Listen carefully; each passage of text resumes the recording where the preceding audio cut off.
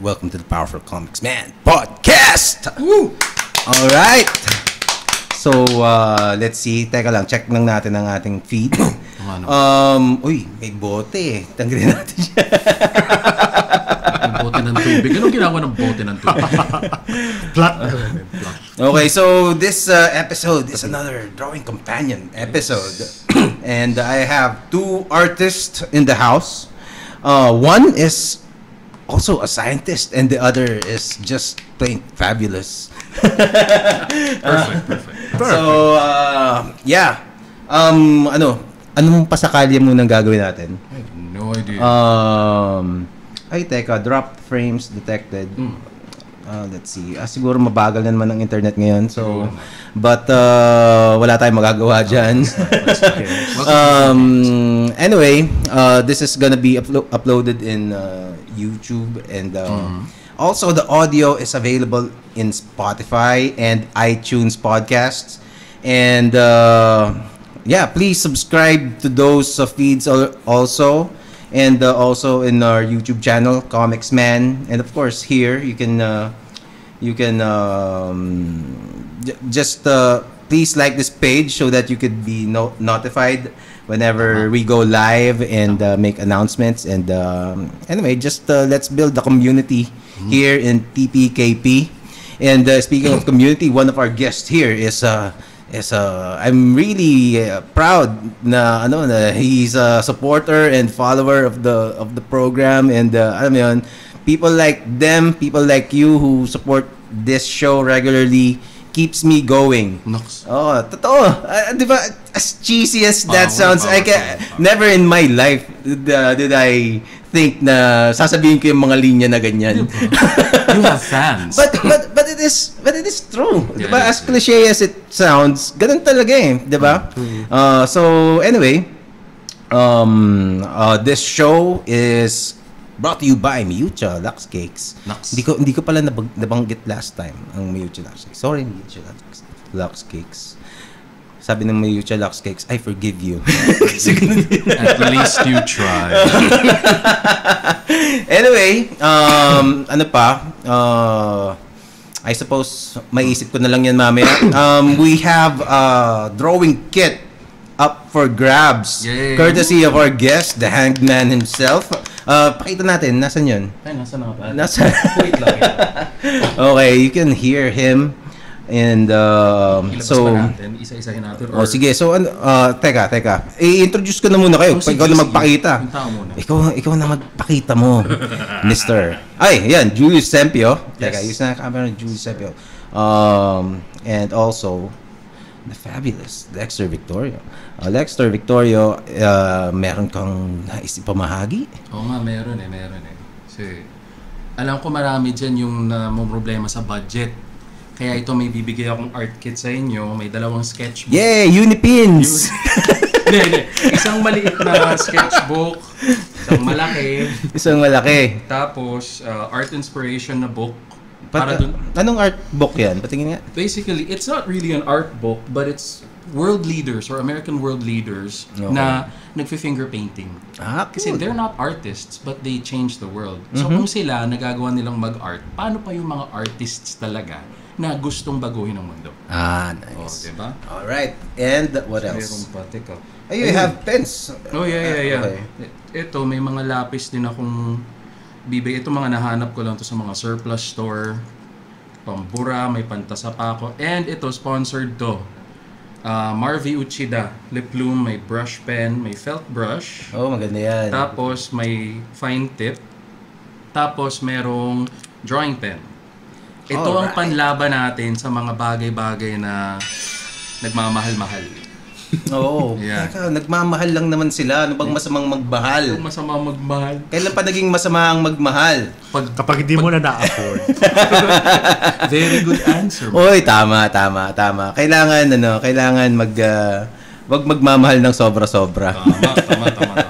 Anyway, so yun, paano as same pa rin. Share this video, this live stream, and comment. Lagyan nyo ng caption 'di ba? Tama. Kasi pipili kami ng magandang caption. Screenshot your comment, your caption with your post na shinare niyo yung video, and we're gonna choose later. Sige. I'm gonna put the pinned post on the page, sa TPKP page. Okay. So same pa rin to those who watch this regularly. We have 9 viewers, man. Oh, wow! All right. 9 viewers. That's 9 more than what I expected. Okay. Okay, umpisahan na natin. Okay. Oh, teka. Okay. Nakikita yung chroma. Naka-chroma pa pala to. Anyway, so with us is Mr. Julius Sempio. Umpisa natin kay Julius, sige, 'di ba? please. So si Julius kasi also drawing companion to, so magdo-drawing sila. Ako may hirapan ako mag-drawing, medyo Magaling ka na Everybody knows you can draw. No. So hindi mo na ako kasama kasi medyo hindi kaya ng powers ko right now. Maybe if I had an assistant right now, but I don't. So Calling out to the world, mga gustong maging assistant ni Jera. well, actually meron ako dati. Meron talaga akong assistant dati. Powerful, K.O. Gloria, and but he medyo this year I've been doing most of the shows myself. Kaya dati mas smooth mas wala akong inaatupag. Anyway, so ngayon, so they're gonna be drawing right now. Pakita mo yung drawing mo. So you can draw with us.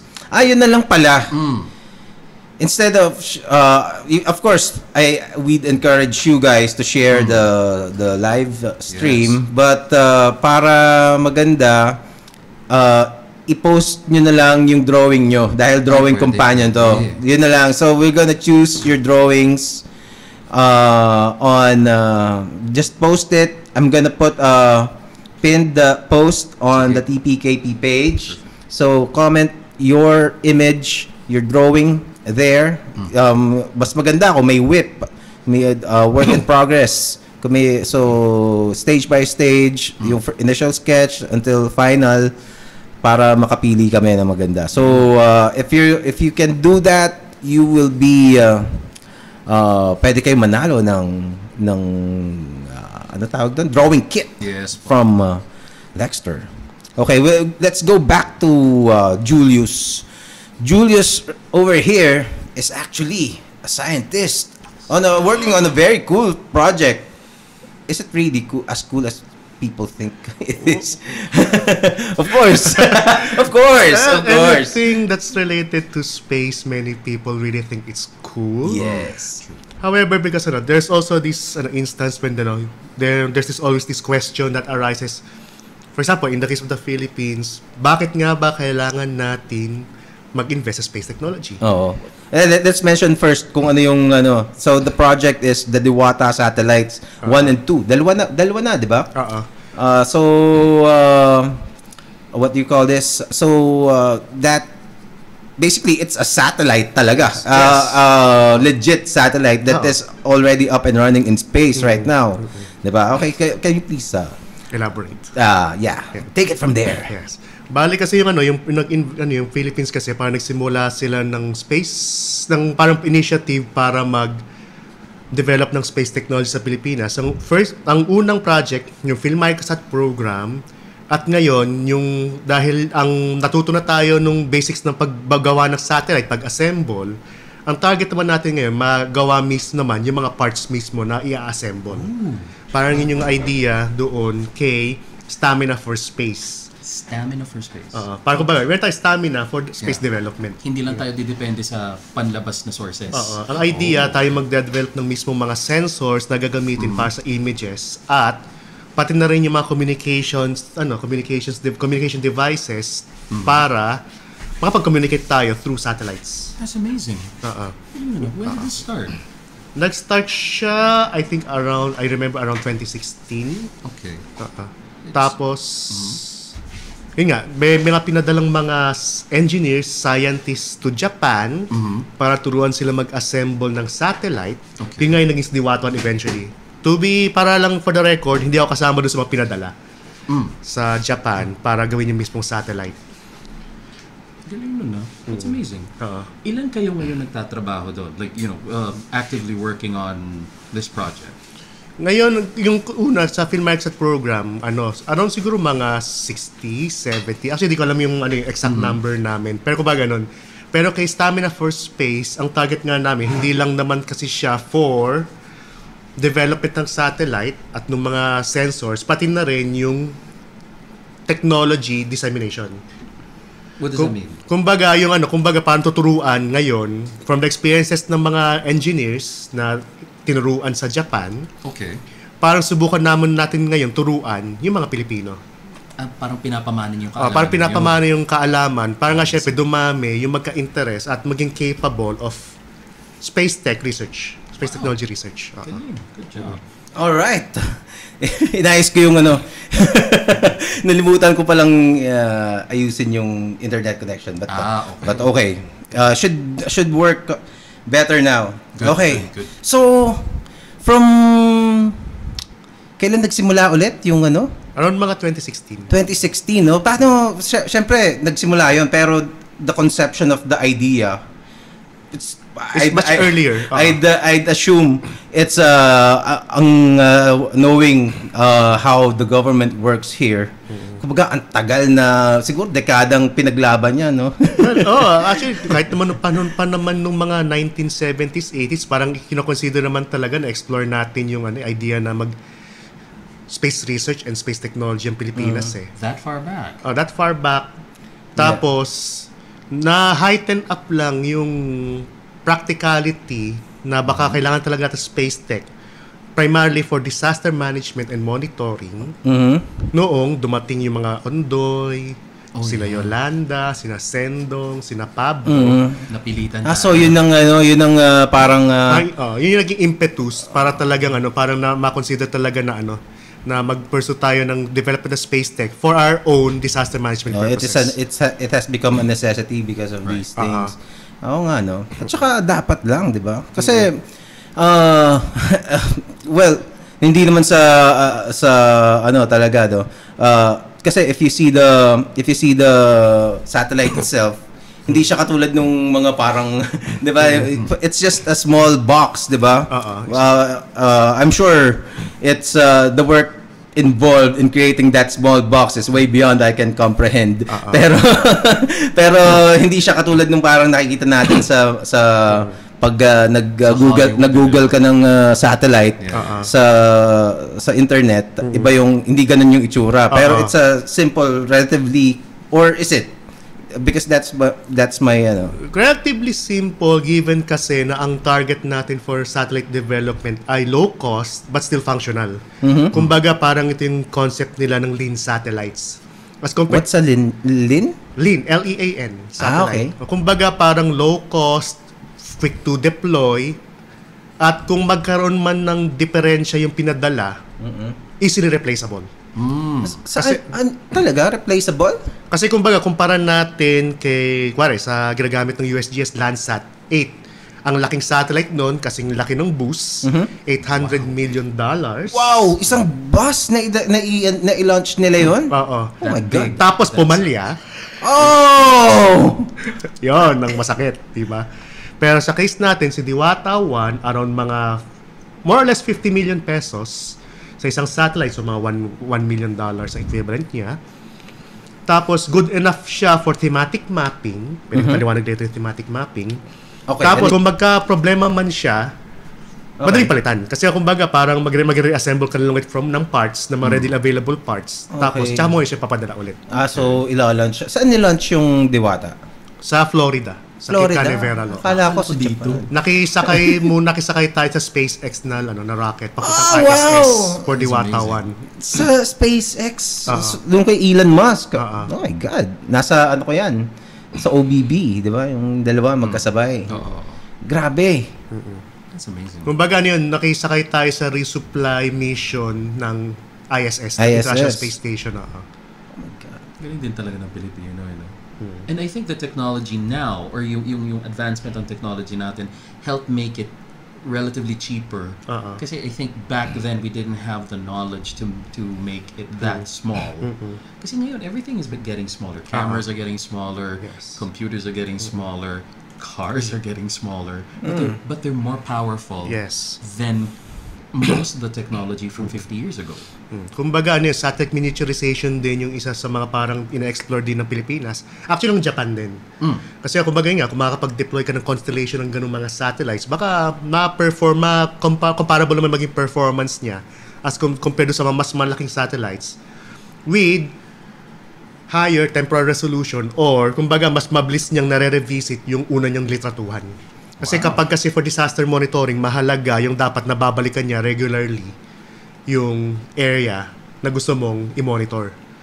Sa case ni Diwata 1, mahirap gawin yon kasi irregular orbit pattern siya dahil nirelease siya from ISS, sinusundan niya yung pattern ni ISS. Kaya minsan, si Diwata 1 papasok pa ganun, minsan pataas, minsan pababa, minsan pataas na gano'n. Medyo hindi ko ma-picture. Kumbaga, dumadaan sa Diwata Pilipinas, dadaan sa Diwata 1, pa gano'n, pababa. Teka, it's not, hindi siya stationary na, hindi siya, na sa Pilipinas lang siya. Okay. Nag-orbit siya. Okay. Bakit gano'n ang ginawa? Bakit hindi ginawang parang stationary na satellite? Mas mahal mag-deploy ng geostationary. Tsaka, talaga? May difference? Because I think you would require more parang technology to keep it stable. At kailangan mas mataas ang lipad niya. Para hindi siya maapektuhan masyado ng gravity. Sa case kasi ni Diwata 1, low Earth orbit siya, so maapektuhan siya ng gravity. So pang counter nun, dapat umiikot siya. Nag-orbit siya. Kasi ang syempre, ang pagkaintindi ko dun sa parang sinasabay, let's say ito yung Earth, ito yung satellite. Hindi siya stationary syempre kasi maandar yan eh. Pero yung speed niya kailangan sabay dun sa So it will make the illusion na it is stationary, nandun lang siya. At not to mention, kapag kasi masyadong mataas ang camera mo, sobrang baba na ng common resolution. Good point. So ang mangyayari ito, hindi all the time available na nakatutok sa Pilipinas yung Diwata. Kaya kumbaga kinocompute pa namin kung may tatawag na revisit time. Gaano katagal bago siya Sa case ni Diwata 1, depende dun sa orbit ni ISS. Meron siyang mga lugar na mas nababalikan, meron siyang mga lugar na hindi masyadong nababalikan. Paano kung kailangan mo na? Makiki-satellite ka muna sa iba.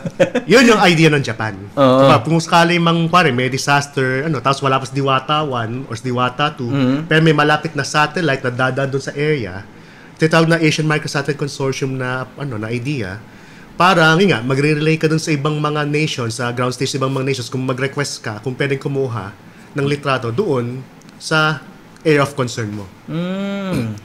Tapos ganun din pwedeng gawin ng ibang bansa doon sa natin. Kaya Diwata, kung may request, so ipa-plug in yung command, tapos kukuha ng Diwata yung May mga nagre-request naman. Siguro meron naman, oo. Kasi actually mas mas achievable siya kay Diwata 2 kasi di ba sabi ko sa Diwata 1, paiba-iba ang direction ng pasok niya sa Pilipinas. Kay Diwata 2, isang direction na lang. Okay. Pero hindi pa rin yung Diwata 2, hindi pa rin siya kumbaga hihintayin mo rin talaga. Okay. So pero sa isang araw nakakailang pass? Nakaka-4 siya na passes, parang yung pero syempre yung pinakamagandang pass niya kapag tanghali. Siya pumapasok. Bakit? Maganda liwanag. Resolution. Maganda liwanag, tapos, pero hindi rin naman siya ganun na kaliwanag na masyadong masisilaw naman yung camera. So, bago magtanghali or after magtanghali siya, pinakamaganda maglitrato. May ganun pala yun. May ganun considerations. Anong time yung nasisilaw ang camera? Umaga? Kapag talaga tanghaling tapat. Okay. Kapag naman masyado namang maaga, mga 7 o'clock, 8 o'clock, masyadong pronounced yung mga shadow features sa mga structures na pwedeng natatakpan na nila yung mga iba mong gustong tingnan. Lalo na si Diwata at Diwata 2, primarily designed siya for land cover monitoring, pang-monitor ng forest cover, pang-monitor ng urban expansion, ganun. So, pwedeng maka-apekto yung shadows. So, what exactly do you do in this project? Yun nga, ang kalahati kasi ng kwento ni Diwata tungkol sa pag-assemble at pagbuo ng mismong satellite. Ang other na kalahati, paano mo gagamitin yung satellite? So doon ako sa other half. Kasi baga, pag pinadala mo sa Diwata 1 o Diwata 2, di mo alam paano gamitin, di wala rin. So kumbaga, kami yung nag-interpret, nag-analyze, nagta-translate ng data para maging mapa siya. So it's an aggregate of different photos and videos. Photos. Naku, yun yung sinasabi ng mga flat earthers na na kaya ang lahat ng satellite images are photoshopped, 'di ba? Well, it is basically photoshopped because you used Photoshop probably to stitch the photos together, 'di ba? Pero that doesn't mean na you used Photoshop to generate the images themselves that you stitch together. May software naman kami ginagamit talaga para pang-stitch ng images. Talaga? So hindi siya Photoshop? Hindi siya Photoshop. Okay. So mali yung Photoshop na sinasabi ng mga flat earthers. Tsaka yun nga, si Diwata 1, Diwata 2, meron kasi siyang mga sensors na hindi lang sa visible light spectrum kumukuha. So may mga infrared. Sa case ni Diwata 1 at Diwata 2, meron siyang infrared. Sa ibang mga satellites, meron pa sila mid-infrared, far-infrared, may pa kaya mag-radar. Pero sa case ni Diwata 1, Diwata 2, hanggang near-infrared. Kasi sa ginagamit namin near-infrared, nagge-generate siya ng image gamit yung near-infrared at malalaman mo doon kung saang mga lugar healthy or may sakit ang mga halaman. It's Amazing, diba? Kaya something from space is being used to parang halaman, diba? Diba parang labo Parang pag sinabing space, diba? What do you think is the biggest misconception about space shit by mortal people like us? I guess, una nga siguro, yun nga, masyadong complex ang space science and technology. Marami talagang math, marami talagang mga sciences na involved dyan. Pero kung yun nga, kaya naman siyang ipaliwanag in normal terms. Kung kaya naman siyang i-relay na maintindihan ng mga tao kung paano yung basic ideas sa understanding ng space science and technology. Which is, yun nga ginagawa nga namin. Kaya doon sa blog namin sa Microsat tsaka sa Stamina for Space, minsan gumagawa ako ng blog entries to try to explain yung ginagawa nga sa program, doon sa satellite program, in more digestible form, kumbaga. Yun yung responsibility mo, or at least one of your responsibilities. One of my added responsibilities. Okay. Kasi kumbaga, ang primary concern ko syempre researcher ako, data processor. Pero kumbaga, yun nga, minsan gumagawa rin ako ng mga blog entries pa doon sa Microsat program for such purposes. Kasi kumbaga yun nga, parang science communication is also important for people to appreciate science. Of course. Diba? Ikaw, Lexter, diba, ka rin sa science? I'm a member of yung trial and error. Oo, diba? So, which by the way has an ongoing exhibit. Yes. Na dapat kasama ako. Unfortunately. Pero habol ako, promise, Doc Reyna. I'm gonna be making habol to that. Tapos, what do you call this? Well, of course, Dr. Reyna Reyes is a previous guest in this show, which is I'm very proud na having her here, and now you talking about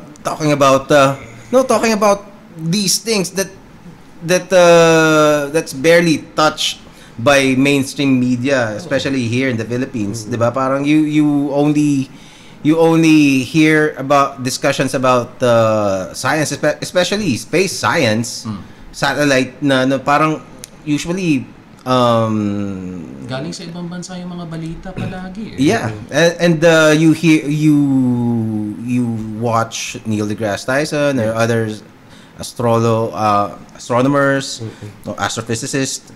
Tapos yung pala meron pala tayo na homegrown, 'di ba? So it's great that at saka great but unfortunate that there's almost no platform for these kinds of things, 'di ba?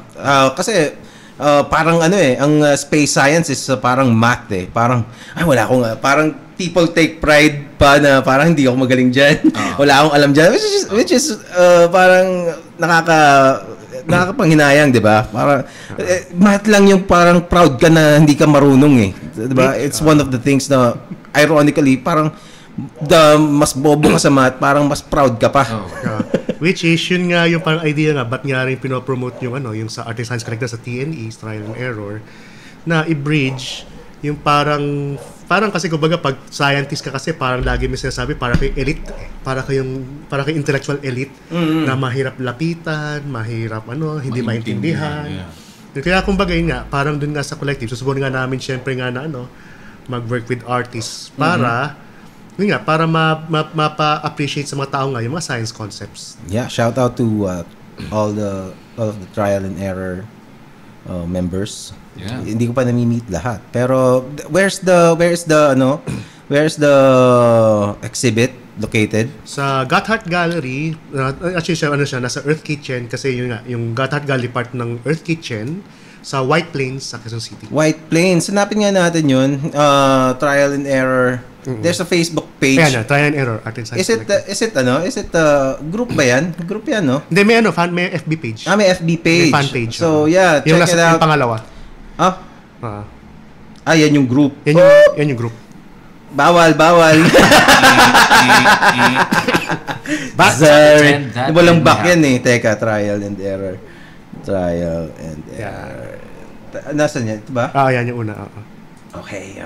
Yung pangalawa. Yan. Okay, so the exhibit details should be here. Yan. Naka-install na. It opened 2 days ago, right? Saturday pa pala. Yeah. So it will run until April 27, 28. Almost till the end of the month. Cool. So check it out, people. Ang ginawa diyan na artworks are the elements of the periodic table, anthropomorphification, which is tinatawag nga Japanese ang term ay Jijinkas. Para hinuhumanize, bibigyan mo sila ng human attributes yung mga elements. Yun ba yun? Yung Jinkas? Yun pala ang ibig sabihin nun. Okay, so yan.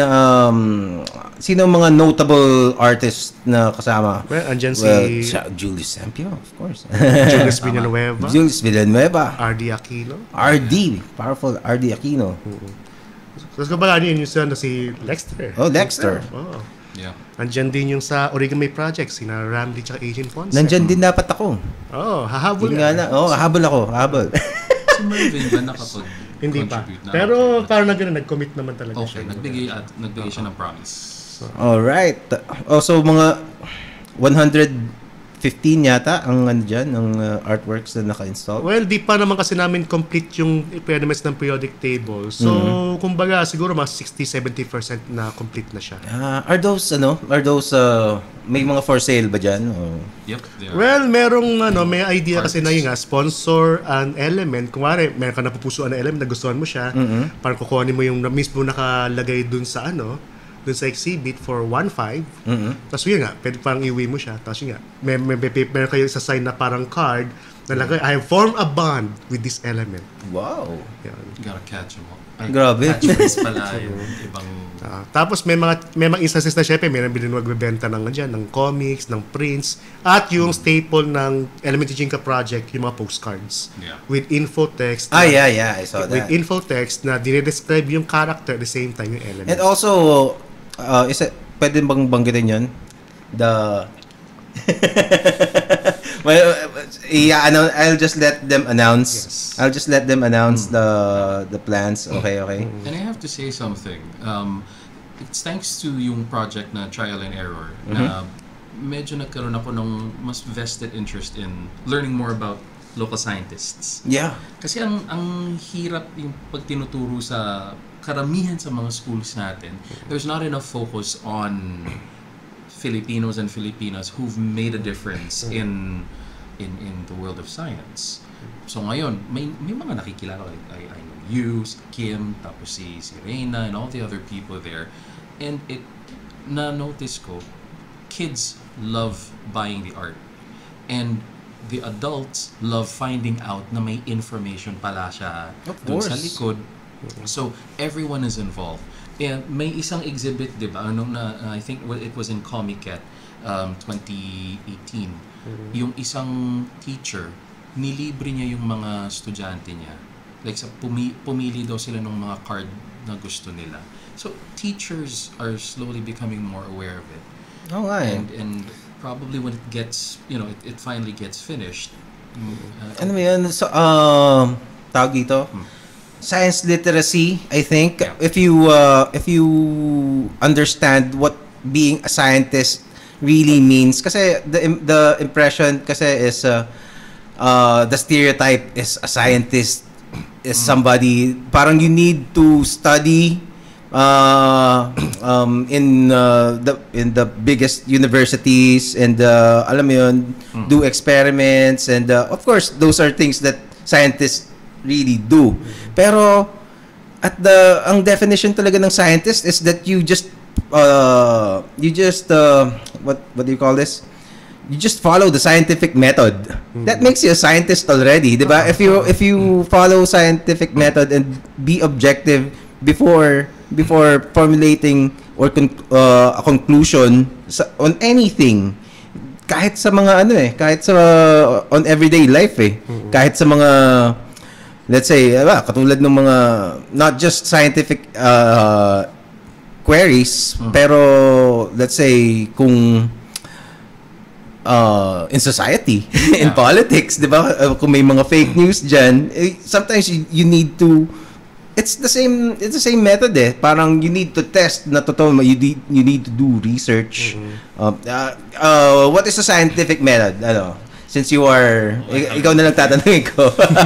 But maybe you can explain it better than I can. Well, parang yung basa kahit ako di ko rin masyadong familiar talaga sa formal definition ng scientific method. Pero kung ako yung mag-explain, essentially scientific method, yun nga, you will try to limit yung mga ibang mga parameters dun sa gusto mo ma-observe para makapag-conclude ka dun sa isang aspect ng problem. Kumbaga parang yung idea din, yung isang problem para mas maging digestible siya for understanding. Isa-isahin mo muna yung mga iba't ibang mga aspects ng problem. For example, kuwari, nag-wonder ka kung bakit nagkukulay brown yung tinapay habang binibake. So baga, yun nga, ano ba yung for example yung properties nga nung tinapay. So meron ka nung harina, meron kang pampaalsa. Asin.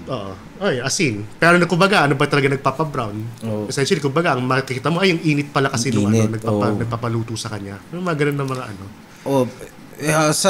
naisip ko kasi halimbawa sa mga fake news, 'di ba? Well, data, since you process data, are you a data scientist ka ba? Kasi yun ang sinabi ko kanina Well, I guess. Sabi nga kasi ni Ma'am Ray, dapat talaga yun nga, sa data science dapat syempre basta nagpa-process ka ng data, nag-a-access ka ng data scientist ka na. Data scientist. Kumbaga dapat talaga kasi inclusive naman talaga na term ng data scientist. Hindi lang dapat siya exclusive na porket meron ka lang degree on data science, yun na yun. Pero kumbaga yun nga, kami lang, nag-specialist kami sa isang certain form ng data, geospatial data. Kumbaga, yung mga positions tsaka yung locations ng mga objects, doon kami nag-specialize. Pero data scientist pa rin yun. Alright. Kasi kumbaga parang nag-apply pa rin naman kami ng mga concepts ng data science for deriving products and maps na useful sa end users. Okay. Well, thank you. At least pwede tayong panindigan. We'll be very proud of this. And I hope it pushes through from Diwata 3, 4, and so on and so forth. Diba? May kailangan pa ba ng Diwata 3 or maybe something else na? Depende syempre kung magiging maganda yung magiging development ng mga sensors. Kasi ang gusto kasi natin, yung mga sensors ng satellites, mas streamline natin siya sa pangailangan ng Pilipinas. Okay. Kasi kuwari, kahit ito medyo konting technical term. Kahit within doon sa infrared, iba't ibang klaseng mga halaman, iba't iba pa ang nagiging response nila. Depende sa kung within doon sa infrared spectrum pa lang. Wow. Kumbaga, merong iba na mas sensitive sila kapag doon sa mas malapit sa red. Meron naman mas sensitive pag mas malapit, for example, sa microwave wavelength. So kumbaga yun, medyo advanced na nga yun. Pero kumbaga nga, kuwari, ang kailangan natin na ay yung mga endemic sa Pilipinas. So baka mas maganda specialize natin yung mga sensors natin para yun doon mag-focus sa mga mas pina-prioritize natin i-protect. yung level ng pagiging state of the art ng Diwata compared to other satellites ng ibang bansa? Are we at par with the best, or In terms of sa concept ng lean satellite, oo. talaga? Oo. Pero kumbaga, in terms dun syempre sa mga ginagamit ng Amerika, ng Russia, ng European Union. Mga panggera, mga ganyan. Oo. Kasi kumbaga, understandable naman, ang gamit ng Amerika, kasing laki nga ng boost, ang lalaki ng mga telescopes niyan, ang lalaki ng mga equipment niyan, ang tagal ng ano yan. Yung battery niyan, malaki. Tapos Diwata 1, ganito kalaki. Kasi expect mo. Nakita mo ba siya? Yung physical na Diwata 1 and 2? Well, meron kasi siyang yung scale models ni si Diwata 1. Okay. So, tapos kumbaga halos pareho lang naman sila itsura ng actual. Pwede mo bang hawakan yun? Pag nagka-fingerprint doon, magkaka-malfunction. Naka-encase siya sa glass. Ganun. Grabe, no? Kasi pag, like I said kanina, nung first time na marinig mo yung na may satellite bigla ang Pilipinas. Parang wow, parang it's unheard of. Yeah. Parang hindi mo aasahan na mangyayari sa Pilipinas. Pero considering that we are in the 21st century already. Tapos parang what? Really talaga? Diba? The space race happened 4 decades ago. Tapos kumbaga dapat medyo matagal na yun no? Bakit kaya ganun nangyayari sa Pilipinas, no? Mahal pa kasi talaga nun ang space tech. Talaga? Pero ngayon kasi nga dahil nasa miniaturization, tapos lumilit yung mga components, pero naging powerful din siya. So makaka-benefit din talaga Pilipinas kasi nga mas mura ngayon yung basic components. Tsaka yun nga, kung ang habol man commercial on-the-shelf na equipment, kasi kumbaga, hindi mo naman kailangan ng sobrang specialized na systems para sa yung satellite. For thematic mapping, gusto mo i-monitor nga yung forest cover na these components will do, okay na siya. Pero nga, ang target nga natin dun sa kay Stamina for Space, para magko-customize na talaga tayo ng mga sensors natin for the satellites. Are the tawag doon yung mga materials, the parts, are they imported or are they locally made, or ongoing yung research actually kung alin yung mas economical para sa atin, yung magso-source ba tayo locally ng parts. Pero the lead engineer of the Diwata of the satellite itself, is it a Filipino, or did we have some foreign? Well, target nga talaga na Filipino talaga ang magano. Kasi kumbaga naturuan na tayo ng mga Japanese eh. Pero yung Diwata 1 and 2 Japanese yung kumbaga with Japanese supervision, pero all Filipino yung nag-assemble. Although yung mga parts made in Japan. Okay. Pero we are working to have Pinoy's na yung capability. Tsaka yung paggawa ng mismo mga raw materials, paggawa ng mga components, basic components dito na sa Pilipinas isa source. Astig, dapat. Oo nga, no? Pero kumbaga nga syempre, ongoing research siya, ongoing activity siya. Baka naman kasi meron naman kasi tayo na, kung gagawin naman natin sa Pilipinas, mas mahal. Kuwari, mas mura, for example, mag-source ng materials, for example, from other nations. For example, from China, from Australia. So, kung binabalance natin syempre yung ano yung mas magandang gawin dito sa Pilipinas at yung mas magandang i-import natin. Okay. So, pag third satellite, Lexter, anong tingin mong pangalan? Parang ibahin man, wag nga yung Diwata. Parang magandang mag-maintain na lang dun eh. If it's not broken, Diwata pa rin? Oo, Diwata pa rin. Kung lumaki, gawin nating Kapre. Dapat mythological din eh. Kala ko bungis-ngis para Cyclops eh. Isang mata nakatingin na gano'n. Oo nga Bungis-ngis. That would be nice. Okay, Bakunawa. Diba? Bakunawa. That's gonna be a big one. Kung yung talagang malaking satellite. And pag may moon mission ng Pilipinas, Bakunawa dapat. Diba? Conquest of the Moon ba yan? Kasi nga, Bakunawa, Moon Eater. Oo nga diba? Kung pupunta ka sa moon ng Pilipinas, dapat Bakunawa. Actually, dapat nga yung sinasuggest ko dun sa may mga friends akong yung Dragon Boat. Dapat Bakunawa yung pangalan ng Philippine team diba? Ano ba pangalan nila ngayon? Di ko alam, parang Philippine Dragon Boat Team? Parang ganun. Basta walang... It's not catchy. Oo, diba? Tsaka parang walang meaning. For me. Oh well. Kung masaya sila doon. Pero malay mo, ginawa na nila. Hindi ko alam. Hindi ako updated. Anyway, so, ano nang na-drawing mo, Lexter? Pakita mo naman. Kasi napag-usapan natin dati, diba, na we want to do something more local instead of foreign characters. Mm-hmm. So I decided to make Libulan, God of the Moon. Ooh. Kaya ba, kita ba? No, kita. There you go.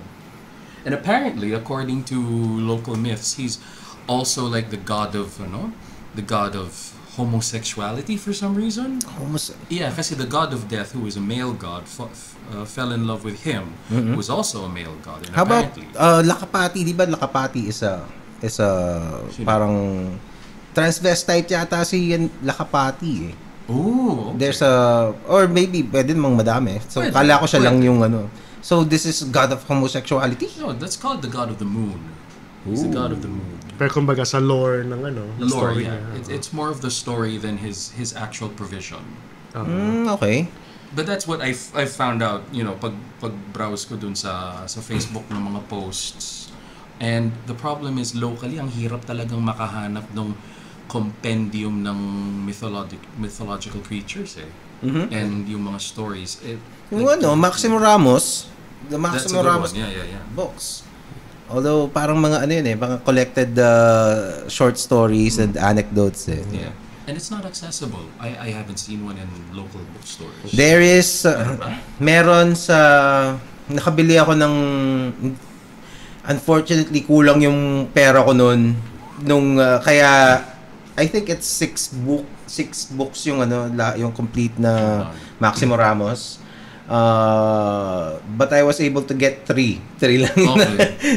Patre pala kulang yung pera ko. You're halfway there. Oo nga eh. Pero dun sa sa Phoenix Publishing, tingin ko baka meron pa in Quezon Avenue. There's an old building na Phoenix Publishing. Doon ako nakita ko, naglalakad lang ako, tapos ewan ko anong ginagawa ko, ba't ako naglalakad sa Quezon Ave, 'di ba? For some reason naglalakad ako sa Quezon Ave mga 5 years ago. Tapos nakita ko, parang may bookstore dito. Tapos pasok ko. Tapos nakita ko 'yun. Meron. Alam mo 'yun, hindi mo akalain. Syempre, I've heard about it. Tapos biglang nandito Meron pala. At saka di ba, hindi ko the least na na-expect kong ma-encounter yung books na yun. Sige, puntahan natin mamaya pagkatapos nito. Dala ko naman walis ko eh. So I can travel fast. Dapat may time the element din, kailan bukas sila. So dapat i-move mo yung umaga. Oo. You just have to gandang tunog diba? ASMR. Years of practice. ASMR, pwede tayo mag-ASMR dito. Ito, kut. Naririnig ba? Narinig. Oo, rinig. Ayun. Ang weird ng mga ng mga ASMR videos? Pero actually sinubukan ko siya.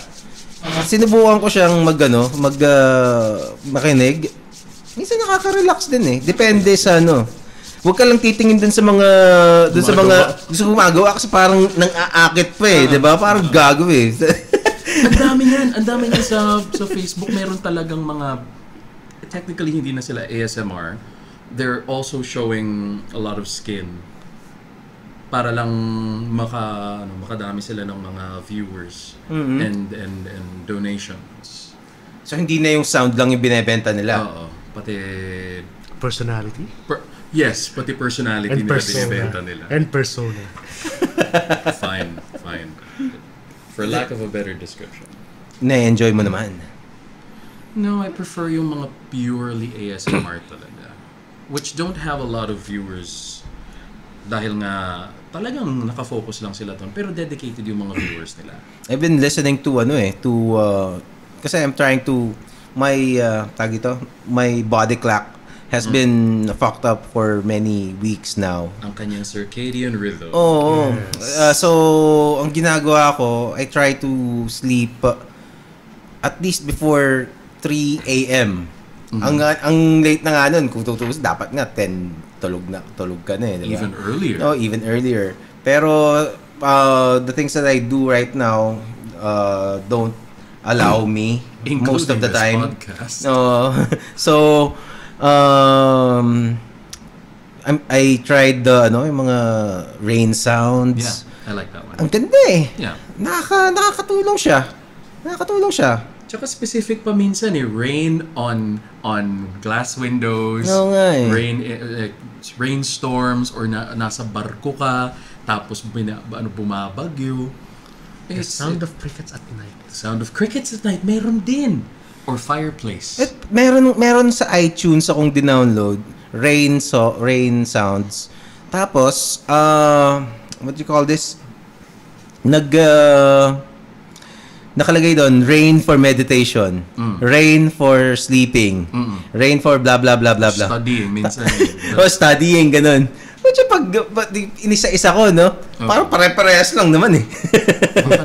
baka naman nagiging nagiging psychosomatic din na if you think it's going to be helpful for your studying, makakatulong din siya. Oo nga eh.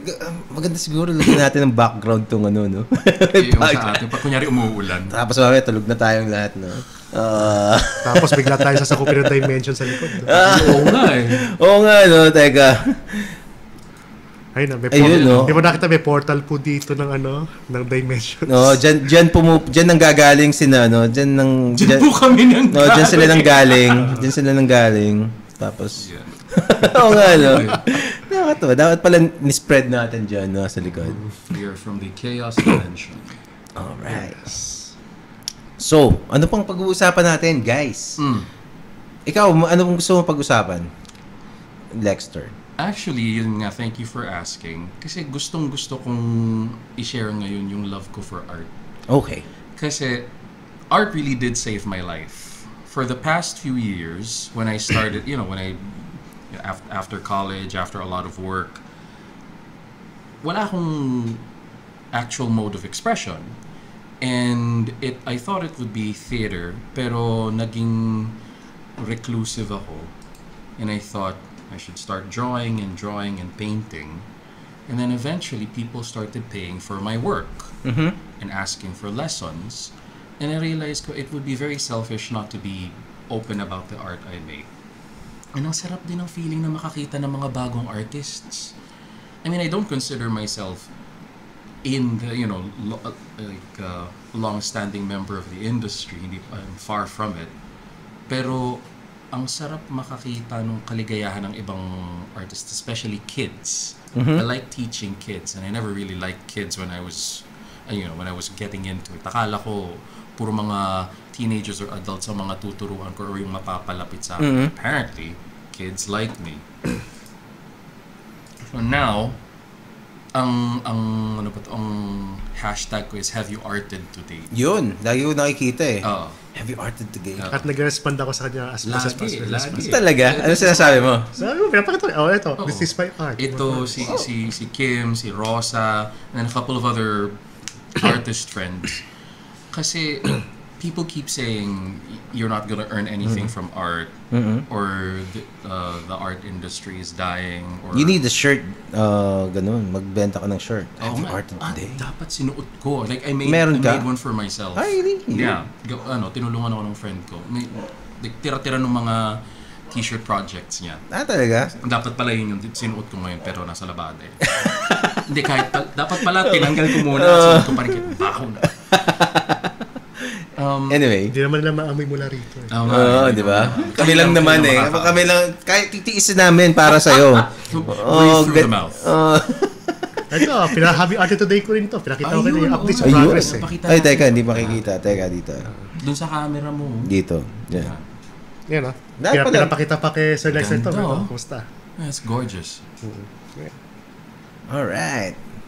Yan, in-update ko si Lexter dyan. Yung para, may comments siya na meron akong baguhin. May something off dun sa lighting. Although meron nga one time, sinabi ko, binaylit ko actually yung loss of light.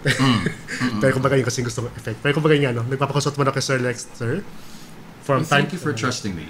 From time to time, kaya nga, kumbaga, para papacheck ko sa kanya, kumusta, meron bang mga kailangan baguhin dun sa dun sa ginagawa ko. By the way, digital yun, obviously. So, sasabihin naman niya, ay, ito, okay naman to, medyo off lang ng konti yung lighting or yung pose niya, parang hindi ganun ka-natural. So, yeah. Teka, so, di ba, so scientist ka, tapos, ano ka rin, well, ang comics naman, walang pinipili talaga yan Comics at saka artist. So, yun, let's talk about, are you gonna be in Comic-Con this weekend? Or? Yes, muna sa Comic-Con. Ang TNE ba nandun? Hindi, wala pa. Kasi Wala kumbaga parang yun nga, ang requirement kasi sa Comic-Con may comics ano pa. Kumbaga parang pagkandam pa kasi ng collective, hindi pa ready. Okay. So pupunta ako doon bilang ako sa Tatlong Hari Project. Tatlong Hari Project. What about the Tatlong Hari Project? Well, siya yung personal comics project ko tungkol siya sa isang babaeng dating underground fight club champion. Undefeated siya. Tapos kumala siya doon sa club niya. Tapos sinusubukan niya mamuhay bilang jeepney driver kasi syempre kailangan pa naman niya kumita para alagaan yung lola niya. Jeepney driver? Okay. Bakit yun ang napili? Ha? Bakit yun ang napili niya? Well, wala lang. Anyway, tsaka diba, marunong naman siya magmaneho. Oo, diba? It's Because why not? One of the most common professions in the Philippines. Oo nga. Everybody knows what the jeepney driver is. Pero nga, syempre, hinahabol pa rin siya ng nakaraan niya, hinahabol siya ng mga nangungutong na MMDA. So, slice of life siya, comedy, action, and such. Alright. Galing nun Yun. Ikaw, may anong current project mo ngayon? Sa ngayon, I'm focusing more on teaching. Teaching? Pero may isa kaming exhibit din, but hindi lang sa TNE. Comic-Con or sa TNE. Grupo kami ng mga art friends. It's going to be on the 13th. This Sunday na ata. Yeah, it's going to be this Sunday. It's called Hilom. It's an art. It's like an art fair for mental health. Group exhibit? Yeah. So, yun ang isang eksena na I thought I wanted. I was very curious before. Yung artist na nag-exhibit sa mga galleries. Pero I never got the chance to pursue it. I was able to participate in a couple of group exhibits, pero they weren't big So, walang audience masyadong pumunta. Oh, yeah. So, it's just a small group na parang, mag-exhibit kami, sama ka. Sige.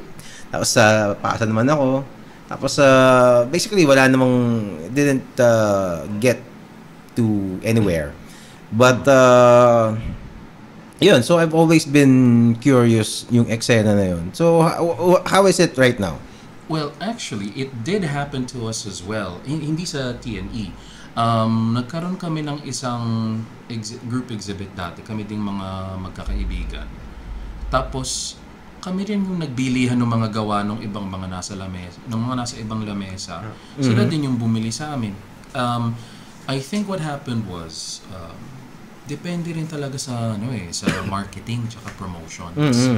Kasi you can be in the most far off places or in the most prestigious places, pero kung wala namang may alam at kung hindi mo binigyan ng halaga yung audience mo, wala rin pupunta.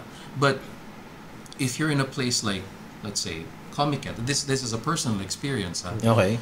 I'm not a comic book artist in generally speaking. I'm more of portrait artist. Nagbebenta ako ng mga postcards ko, and they're all hand painted. Wala sa kanila ang reproduced. And ang ginagawa ko is mga on the spot portraits, calligraphy. Umuwi ako ng may pera. Napaninindigan ko rin yung kinita ko for the day. So I think it's more of just pursuing it. Kasi first two exhibits, who is Lexter Victorio? No. And then eventually people will start looking for you. And it helps to have people who care about your work and who are very supportive of you. Hi Otto, kung nanonood ka. So yun nga, baka ma-encourage na yung gumawa ng comics. Oh yeah. So what are the medyo yung I've seen your art So it's a little bit how would you explain that? Parang how would you describe your art? Describe your art. Kasi it's your portraitures are not parang hindi yung typical. Do you choose to draw that way or What's the story behind your art style? Oh, it's a very good question. For a very long time, walang identity yung art ko. Kasi, I was trying to please the buyers. What do you mean walang identity? Like, if you see it, you're not gonna immediately identify if it's Lex or, if it's the Hangman. Okay, so it's a little parang generic. It not necessarily generic, but it was still a part of a large group of art styles. And I realized it has to be something a lot more emotionally driven and spiritual. Not necessarily in the religious sense, pero spiritual is in kina-capture ko yung kaluluwa ng taong dinodrawing ko. Okay. And everyone that gets a portrait from me will not literally get a photo, a picture perfect finish, but it is their soul. I want to talk to them through their portraits, and pati fantasy creatures. I love drawing creatures in general. Yeah. Ang sarap. You don't like siguro the Bakunawa, Hydras, Chanak, and all those creatures. Kasi you can have so much fun with their anatomy, with their color palettes, and you can perfectly justify aswang siya. But that's what an aswang looks like. Okay. So Tapos na parang malapit na siya matapos. Ayan. Jaran. Is it there you go. oh, ano ba yan? Nakikita ko is that Nakabahag is siya, that his Nakabahag siya. He's okay, not nakabahag siya. completely naked. Okay. We're trying to be we're trying to be upright citizens here. Why? Why? Why? Because this is my first podcast and I with you. So let's pretend I'm a decent human being. Well, speaking of podcasts, I've been telling you earlier Oo nga. na as you can hear, everybody can hear, your voice is you have a very nice quality voice, Thank you. far better than mine, di ba? So pagka and I've talked to you several times, and I think you have a lot to say, and so I shall encourage you to Sige. come up with your own podcast. Sige. Abangan nyo na po yan dun sa mga nanonood at dun sa mga manonood ng recording nito. I'm gonna put up a podcast. I'm gonna help you, guys. Thank you. Man. I'm gonna help you. It might be not safe for work on occasion. So sabihin na natin The better. Better. parang after dark. Mga ganun. Oh yeah, that's another thing I wanted to share about the art style that I'm doing. I'm trying to work on something called yung ano ba to? Erotic portraiture. Not necessarily nudity in general or sex in general, but everyone is sexy. You've just got to look for a good angle. Good angle, good color, good lighting. I can make a beautiful, sensual, erotic portrait of anybody. Anybody. Or anything. Anything. Let's say that French press over there. Oh, absolutely. Ito yung Oo. ginawa ko. Everybody is sexy in their own way. You just have to look very hard for some. Well, actually, same with photography, di ba? Parang kailangan, kaya, excuse me. Yeah. Kaya, minsan, pag ikaw, alam mo kung yung mga nagse-selfie, alam mo pag puro selfie yung picture ng nakita mo sa Facebook, parang teka. Parang isa lang yung mukha niya, isa lang di ba? yung angulo niya. Hindi mo, parang maghahanap ka ng ng mga photos na tag siya na hindi siya kumuha. Sabi nga nila, the only difference between pornography and erotica is good lighting. Oh. Diba? Pwede. Diba? Pwede. Bakit? Pero there are porn photos and movies that are artistically diba?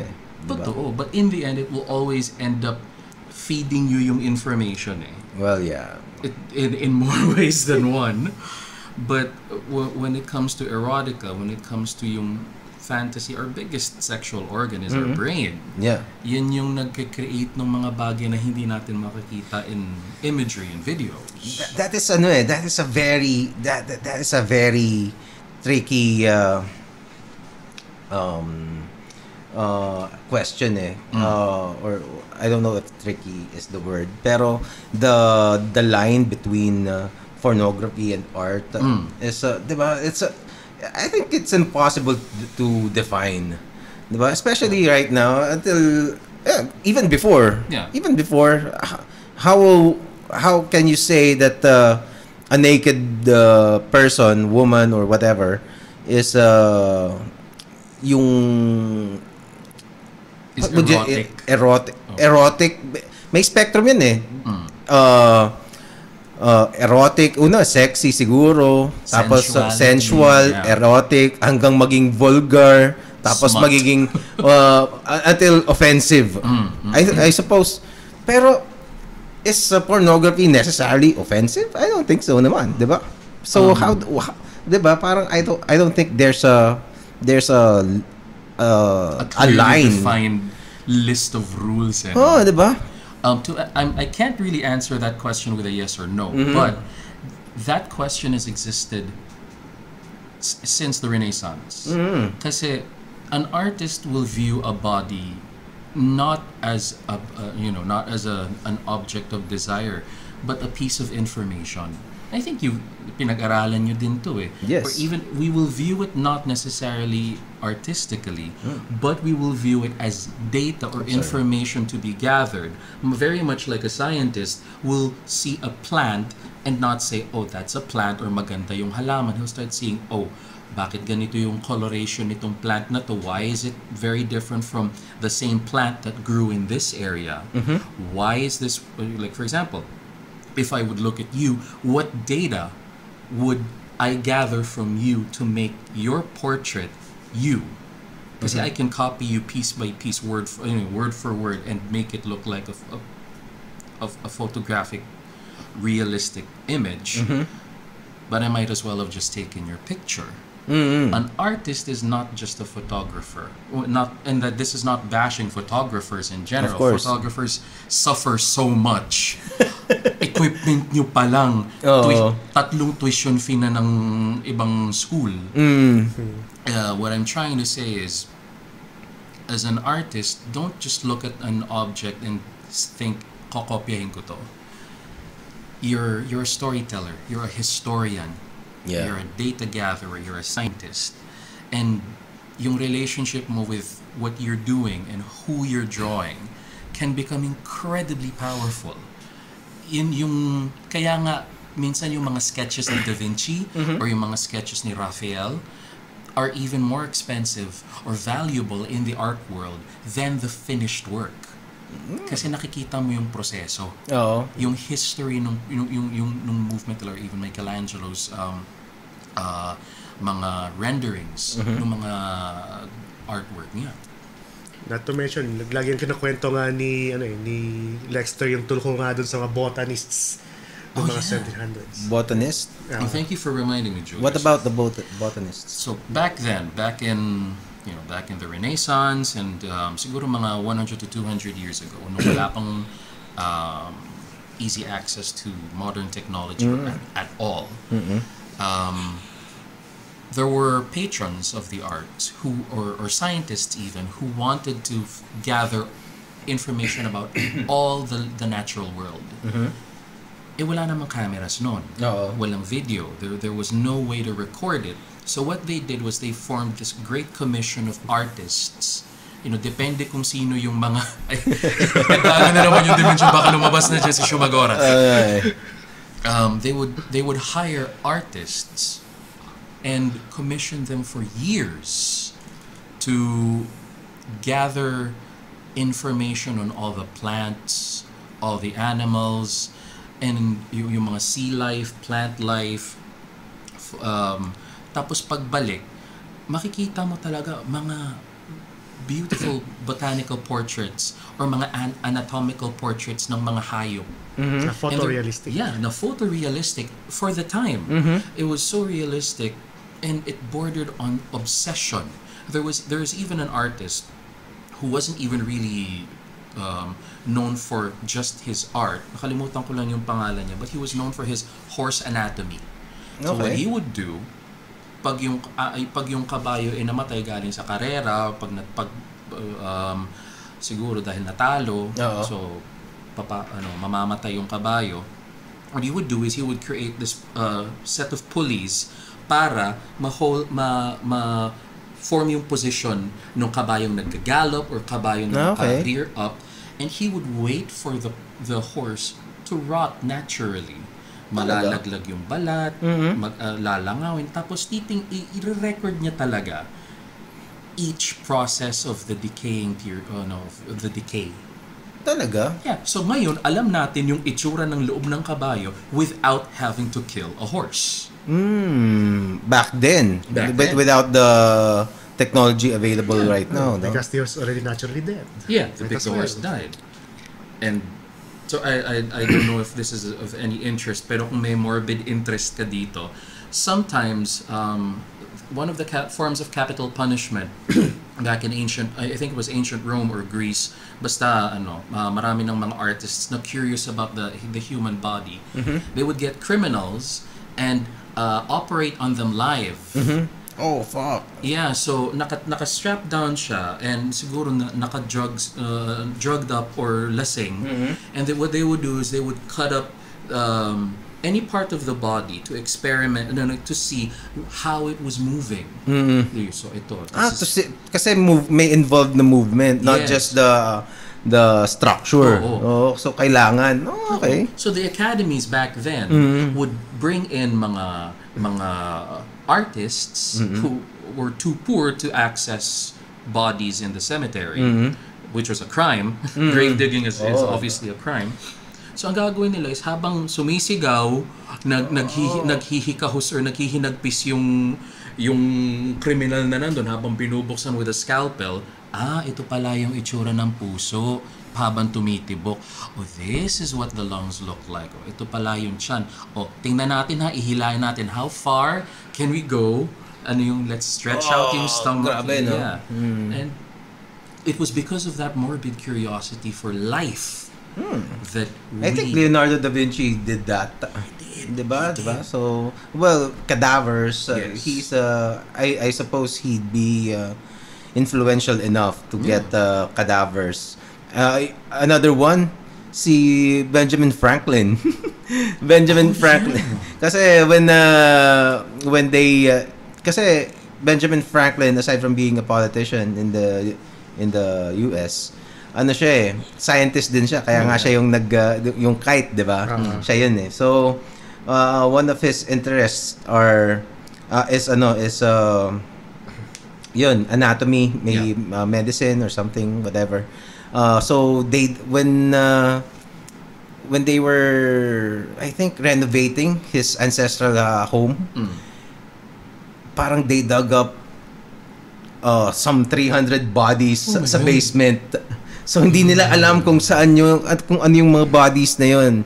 They don't know bakit may mga bodies doon. So ang ang hinala nila is he's been using those bodies to study the human anatomy or medicine. That's what he was doing. Or at least they were already dead. Hindi Please. Serial killer pala siya, no? Grabe.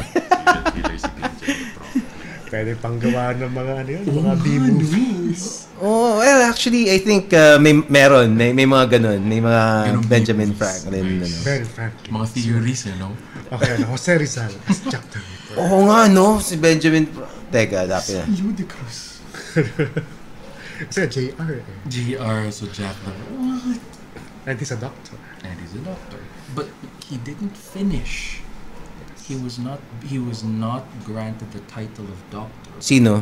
Rizal. Yeah. That's why but people still, of course, choose to call him Dr. Rizal because it's very prestigious a term, and I don't want to get into trouble for this, with the local masses, but unfortunately, yun ang gusto nila. Pero he was I think wasn't he a licensed ophthalmologist? Ayan, ito, si Benjamin Franklin. What? Teka. Why was Benjamin Franklin's basement filled with skeletons?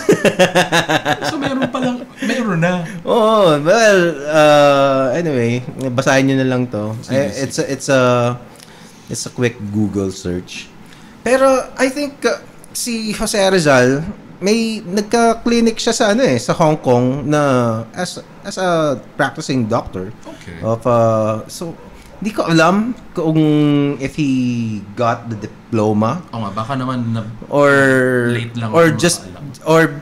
or maybe during that time just being able to attend a classes and take up ophthalmology in a university as prestigious as where Rizal went is enough for people to trust you. Kasi one of the things that happened before, kaya niya na-meet si Josephine Bracken is because her dad is a patient. He was a patient ni Dr. Rizal. So yun. Tapos dinadayo talaga siya ng mga taga-Japan, ng mga basta kung sino-sino dumadayo. Parang siya lang ang ophthalmologist sa Southeast Asia during that time or in Asia. And so there was a notoriety dun sa pagiging niya. Yeah. So I suppose, I don't know, maybe.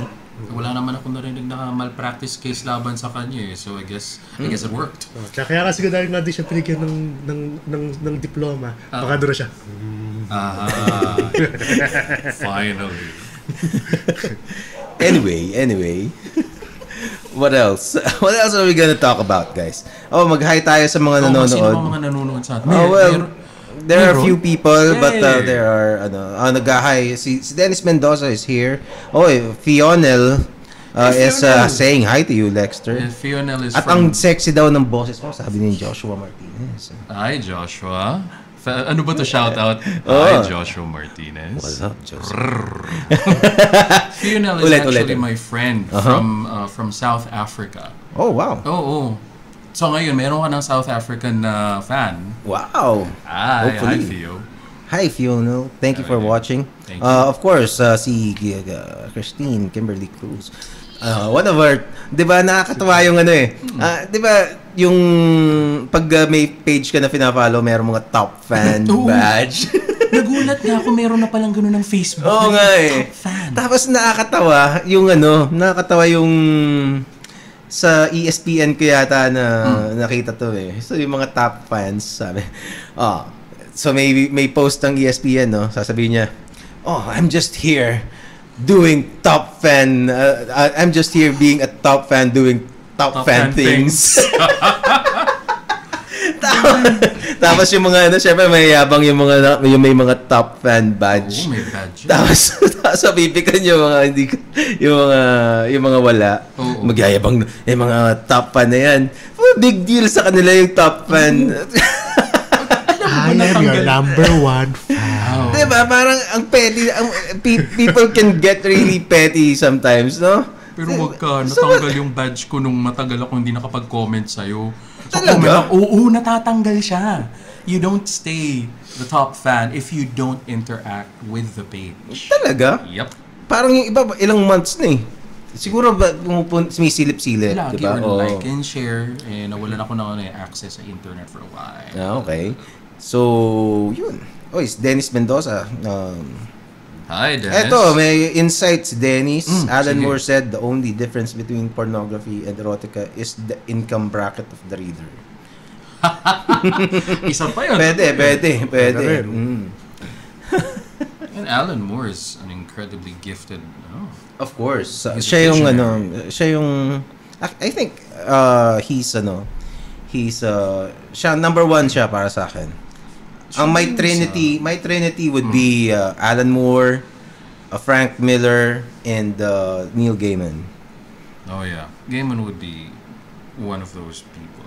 Galing niya. That's my although Frank Miller recently medyo hindi maganda yung reception sa kanya in his projects. May mga Kasi inano niya pa yung ano parang pinakailaman niya pa yung masterpiece niya eh. So, medyo unfavorable yung ano niya. Pero what he did is still ano yun, during that era, Sin City. Sin City actually ang paborito ko, more than the Dark Knight Returns. Sin City is my favorite, the series. Ang napulot ko kay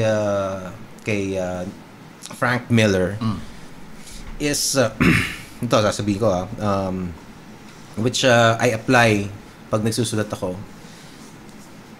Na-realize ko yung technique niya to tell two stories in one scene. Kasi ang ginagawa niya in one scene, syempre series of panels yan. Yeah. So ang gagawin niya, may mga thought bubble siya. While let's say the character is just walking. Uuwi siya ng bahay. Tapos he sees let's say a cat or may ibang nangyayari o kaya nag-aaway siya. Tapos at the same time may thought bubble siya describing a completely different scenario. Maybe a memory or a plan na iniisip niya while he's doing physical diba? So okay. Ang galing eh. For me parang it's a breakthrough. Yeah, kasi people don't think and act the same thing. They can be split into two. Yung ito nga even yung multitasking. Yeah. There you go. We can be drawing and talking and thinking of something completely different. Yeah. So in that way you can give a character and your story a lot more depth than the pages allotted to you. Kasi you can let's say your story is let's say 30 pages. Now you have space for a 60-page book within that 30 pages. Kasi may kinukwento kang ano eh. Actually several stories kasi maybe parang yun yung ginagawa rin ni Alan Moore yan eh. So yung kwento ni Rorschach. So he's narrating yung mga nangyari sa kanya. He's doing something. Papunta pa lang siya dun sa the dog scene. So the dog scene when he's going there, pinapakita na naglalakad siya papunta dun sa hideout. And at the same time, he's recollecting scenes from his past or whatever. His childhood, diba? specifically. So, yun yung nagkukwento siya, dalawa yung kinukwento niya at the same time. And minsan, syempre, ang gagaling na writers nito eh. So the very vivid, minsan mas vivid pa nga yung ano eh. While you're looking at the page, ang nakikita mo talaga yung dinedescribe niya, yung words, 'di ba? So it's nung when I realized that it's kumbaga perong may light bulb na. Oo nga, 'di ba? So that's what I can share today. Tonight pala. Swerte nung dalawang nanonood kasi I don't think people realize that just like that. No, everybody that reads comics can analyze mga ganun. Comics were never for children. When it started out, it was for adults who didn't have the time to read too much, but they wanted to know or wanted to gather enough information from just a few pages. My first comics were actually classics illustrated. Mga story ni Edgar Allan Poe, Bible stories like The Life of Jesus, Fall of the House of Usher, mga Shakespeare plays in comic book format. And kasi minsan mas mahal bumili ng actual na libro eh. Pero kapag meron kang comic book na pwede mong dalhin, you can relive the story over and over again, and it adds that extra dimension. Sige, may pictures. I mean, it doesn't matter what Bell says. If you use your imagination, you don't need pictures in a book. But comic books. Okay, diba? okay. Diba? Okay. The power of the comic book is that it's a sensory overload. You can read, you can watch, you can see, and you can think. You can imagine so much that's going on. Yeah. And may relationship ka doon sa characters kasi you know what they look like. And it's much more iconic than, I guess, if you're just reading a book na walang walang pictures. That doesn't make you stupid. That doesn't make you slower or less intelligent than people who just read books.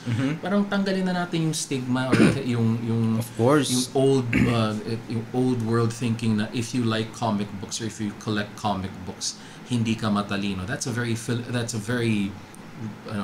foolish and selfish assumption.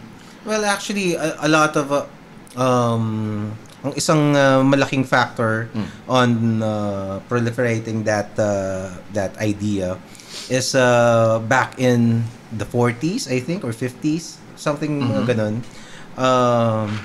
Parang there's this guy who blamed comics for children who don't do well in school. So this and he's a prominent politician. Kaya So parang that's why they were trying to ban comics sa US. It was mentioned So it was kaya nagkaroon ng comic book regulatory something. basta may nagkaroon ng pushback sa bumaba yung sales ng ng comic books. Kasi parang nagiging bobo daw yung mga tao, mga bata, at saka much like what they're doing to games right now. Na parang or in the 80s especially, na if you play games, so it's not bad parenting, it's the games. 'Di ba? May way out agad yung bad parents. Oh, 'di ba? So parang it's not sa halip na pag-isipan mo kung ano yung tunay na nangyayari, may scapegoat ka, 'di ba? Remember what happened to Dungeons and Dragons? Oh, yeah, exactly. Diablo. Ganun din, 'di ba? Diba? Magic, Magic, diba? yeah. So, although they're still around, Yeah. pero yung stigma attached siya until now. And I mean, you'd still hear people repeating those ideas. Well, and I guess sa science pa lang vaccines. Ano? Vaccines cause Vaccines. So let's talk about that. Right. Let's talk about that. So, 'di ba? So, mga anti-vaxxers, di ba? Kumbaga, parang yun nga, same case nga rin na na may parang nalagyan nga ng stigma ngayon yung vaccine, yung sa bakuna. Kasi kumbaga, nagkakos nga ng autism. Pero yun nga, parang binibase lang talaga nila sa ilang studies lang naman. Tapos kumbaga, hindi pa naman ganun kaganda yung yung sampling. Pero since, alam mo na, parang sa case din siguro ng media na kapag something negative na-blown out siya, of proportion siya. So, yun. So, sa case din ng vaccine, tsaka, I guess, pati although medyo controversial pa yun, yung sa case din ng MSG. Oh. Di ba, parang nga, MSG, di ba, parang bad nga for the health.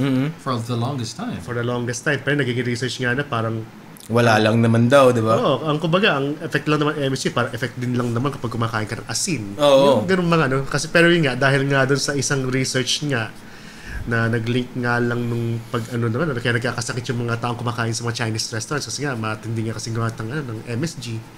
Yun nga, walang naging follow-up studies, tapos kung nagkaroon man ng mga follow-up studies, yun nga, nadi-disprove. Oo nga. So, kumbaga, hindi lang naman talaga siya limited sa arts, yun nga, sa case ng sa comics or sa games, kahit man kasi sa mga scientific mga hindi naman ganun mga issues. Ay, madami. Di ba? Well, another thing about that is there are people who push agendas. Di ba? Like yung LED. Yung LED for the longest time, parang there's the scientist, I forget the name. Pero he's the first one to determine that lead is poisonous. And it's causing autism. And yung mga side effects ng lead na masama sa tao. And siya so extensive yung studies niya, pumunta pa siya sa mga polar ice caps to get the samples ng mga pristine kasi yung atmosphere samples can be trapped in ice eh. Diba? So, yun. Ginagawa nila yun. Para so, sa pag-check ng air, ano ba ang composition ng air ng mga prehistoric. Yun. Nila yun. Ganun. Kasi yung air doon dapat natabunan ng yelo, 'di ba? So, yun yung nung era na yun. 'Di ba? Ang galing, 'di ba? may isip mo ba yun, Dexter? No. May isip mo ba yun? Never in my parang paano mo malalaman ng ang composition ng air millions of years ago or just a few decades ago? Just burn holes into ice. Hindi ko hindi ko alam kung ano gagawin ko eh, 'di ba? So that's impossible. Di pala may paraan, 'di ba? It's amazing. Ano yung sinasabi ko? Hindi, yung issue nga sa same case nga nung Well, basically long story short, the lead yung noon, he was beaten not physically. But he was shut down for many decades. I think mga 3 decades siya. Matanda na siya nung finally tinanggap na ng I suppose World Health Organization or whatever body na because ang kalaban niya were the petroleum companies. So, yun, syempre kaya ngayon biglang nauso yung mga unleaded gasolines.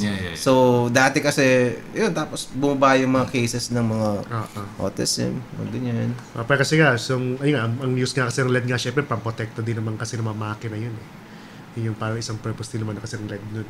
Talaga? Oo, parang, kumbaga parang same case din naman nung na-invento yung CFCs para sa mga air conditioning units.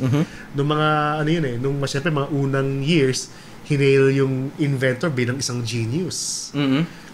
Pero ngayon, sinusumpa ngayon siya dahil ng araw dun sana naka-deplete ng ozone layer. Talaga? Pero kumbaga, yun nga, based on the context, ano bang malay niya nakasira siya? Totoo, di ba? Parang yung vaping. Oh yeah, di ba? I was gonna say. Yung vaping is parang an alternative to smoking, which has been proven to be disastrous to your health eventually. Pero what they replace it with is an untested alternative.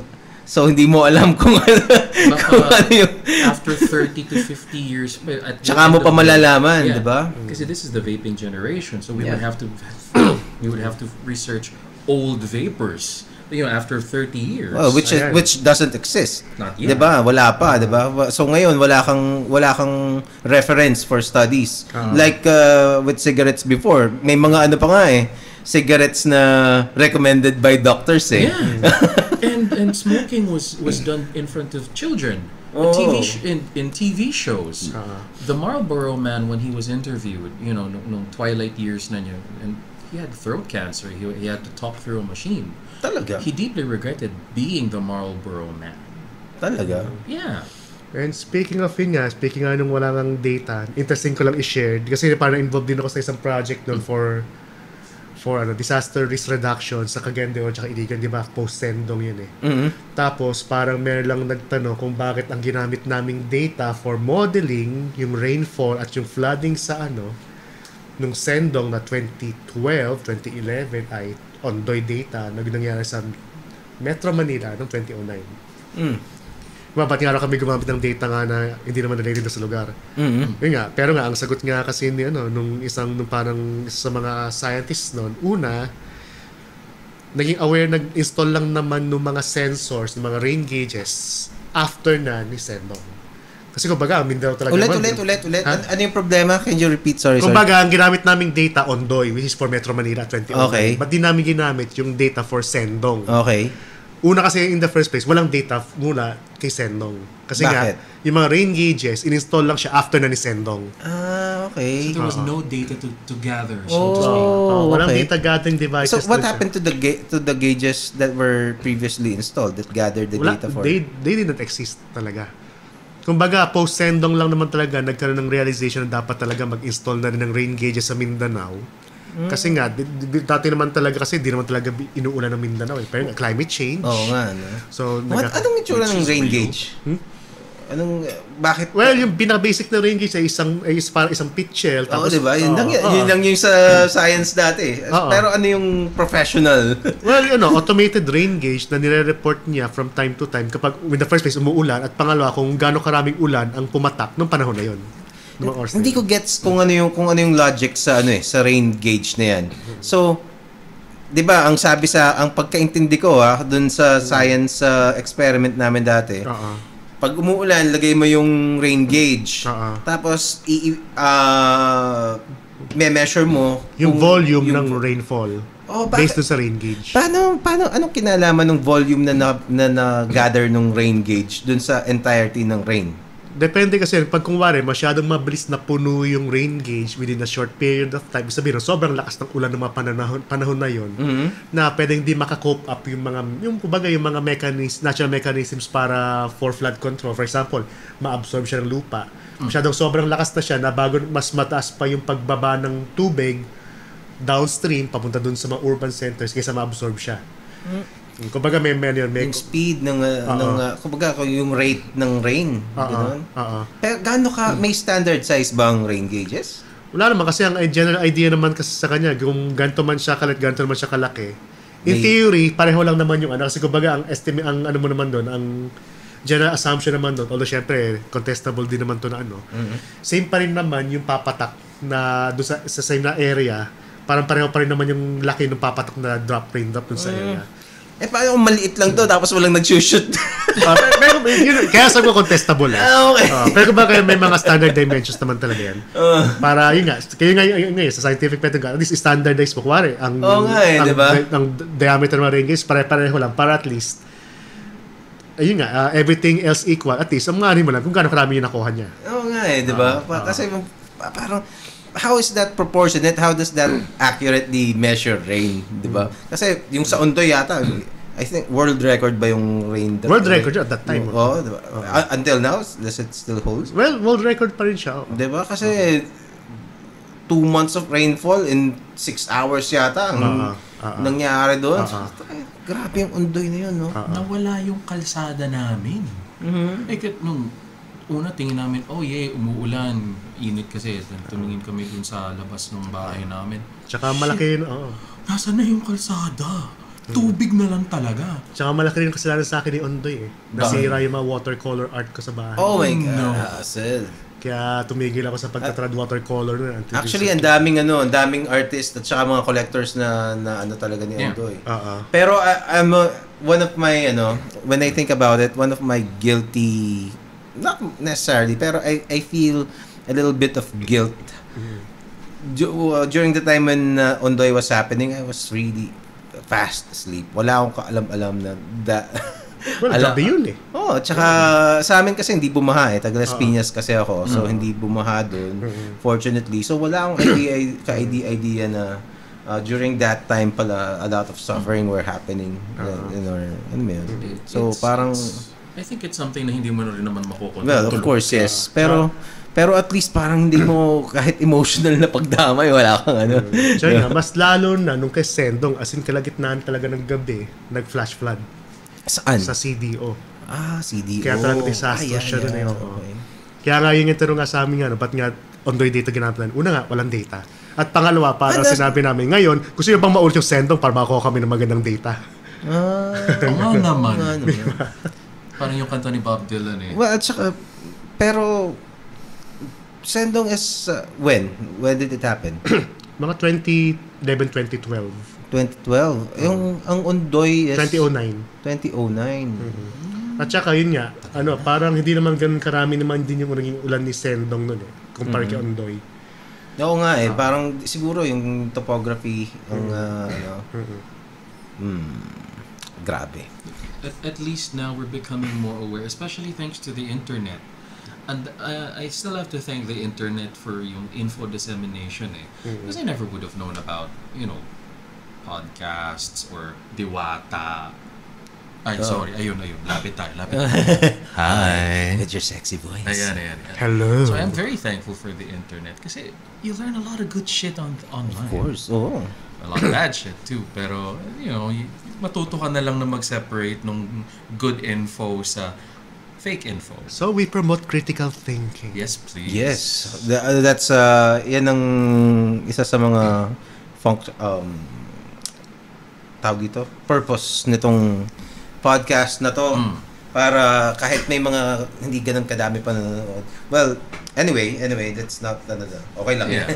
Pero it's let's just repeat, this podcast will be available in YouTube and also in Spotify and iTunes podcasts later on. But for now, we are live. Hi. Alive. Alive forevermore. The podcast is alive forevermore. Alive forevermore. Komiksman is alive forevermore. Sorry, Lord. Pero in a way, given that the structure will or the infrastructure of the internet will be maintained. You are basically alive forevermore because pero how do you think people would do that, no?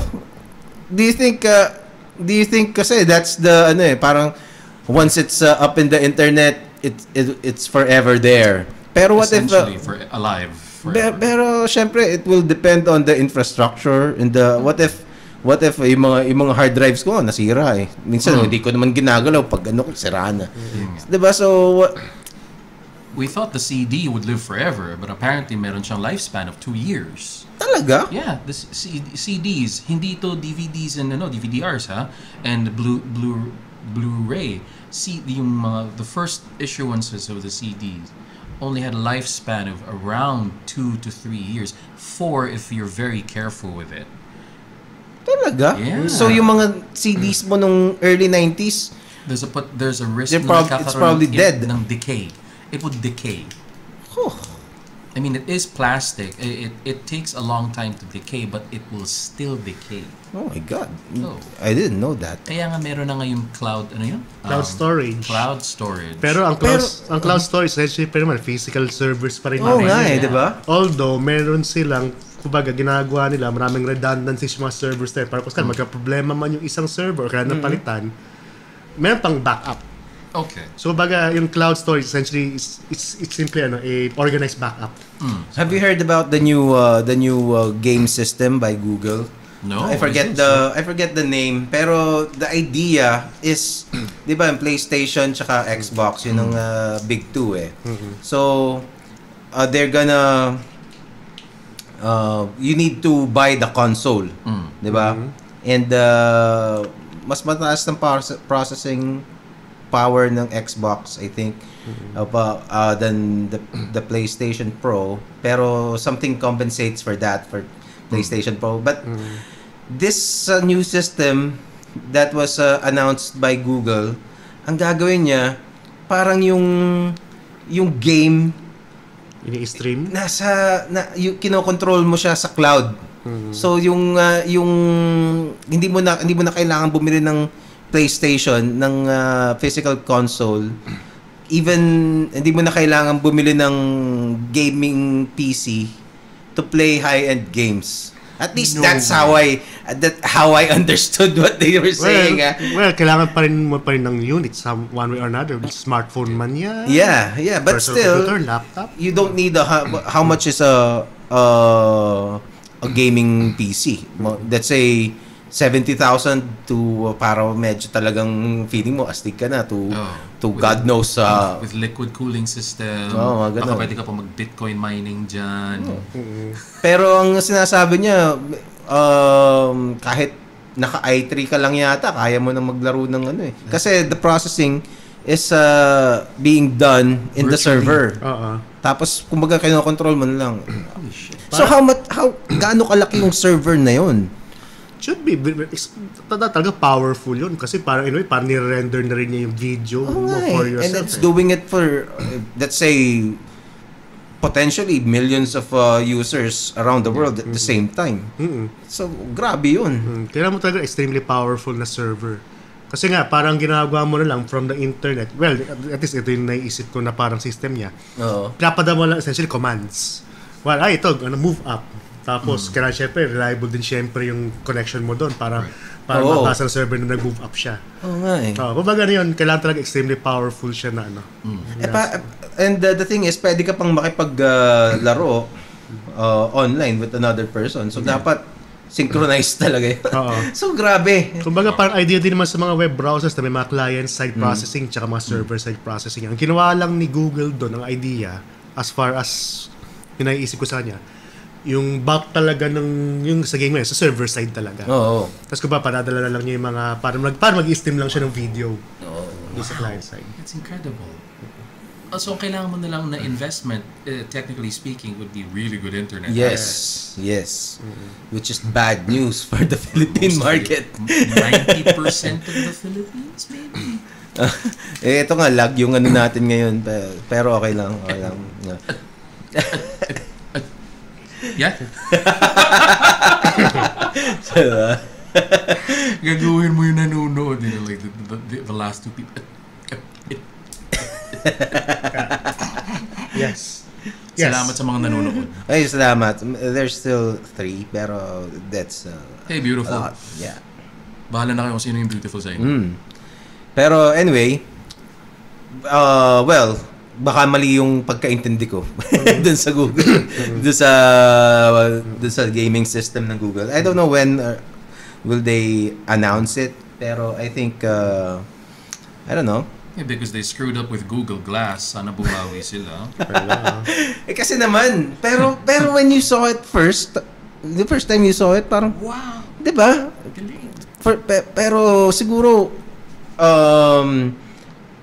minutes after trying it, dun lang, this sucks.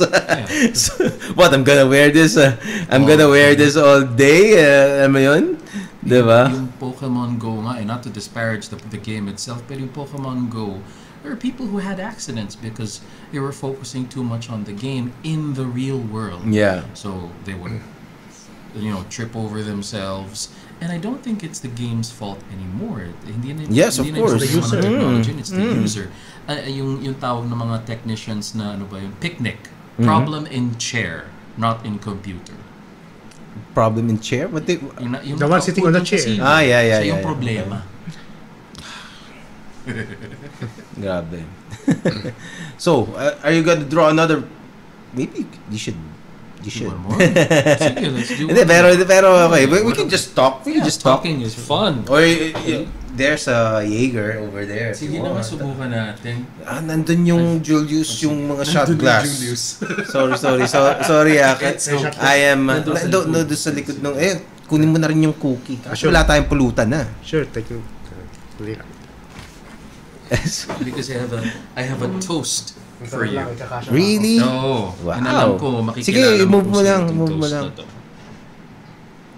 Anyway, what else are we gonna talk about? Doon sa mga nanonood, sige. If you guys are still around and you want to win yung raffle, because I think I can still give something away. Art supplies din. Yeah. Why would you want to get these 2 pens? Ito, from Marvi Uchida. Mga drawing pens sila. One of them is actually a brush. Merong shot glass Shot pero... glass sorry. Shot glass na maliit. Sorry, pero okay lang din. Pero... okay. Ganda. Oy, Marvy. Yeah, this is a 0.2. Tapos ito brush. Parang makeup artist lang yun. Yung beauty blogger. Oo nga, no? And this is from, Marvi Uchida. It's pigmented ink, acid-free, non-toxic, light fast. Yeah! Light fast. Waterproof, photo-safe, and archival in quality. Alright. Ano kaya ang dahilan kung bakit kayo mananalo nito? Or ba't gusto ninyong mapanalunan to? Comment your... Yeah, please. Comment your... Ayan, pwede kayo mag-comment for that in this live stream. Yeah. Pwede na. Kasi na-realize ko, I'm a very frugal and cheap artist. Ayokong gumastos. I know that you did mention it before that good quality items are important. But not everybody can afford good quality items when they start. Yes. In fact, I started my watercolors, yung talagang chalk at food coloring lang yung basically composition ng mga nabibili ko. It was that bad. From random shops, basta mura bibilhin mo. Yeah. And eventually, syempre, nagkaroon na ako ng sarili kong medyo mga mas mahal na. Branded na yung mga equipment ko. Your investments in your equipment are my investments in my art supplies. And I wanna keep inspiring people to keep doing this. Yes. Kasi, what are you gonna do, diba? Well, what I meant when I said that is please, let's say you utilize the best that you can possibly get. Let's say if you have for me lang naman, if you are a serious artist or if you're as serious as you claim to be as an artist, let's say you have 100 pesos to spare, and there's a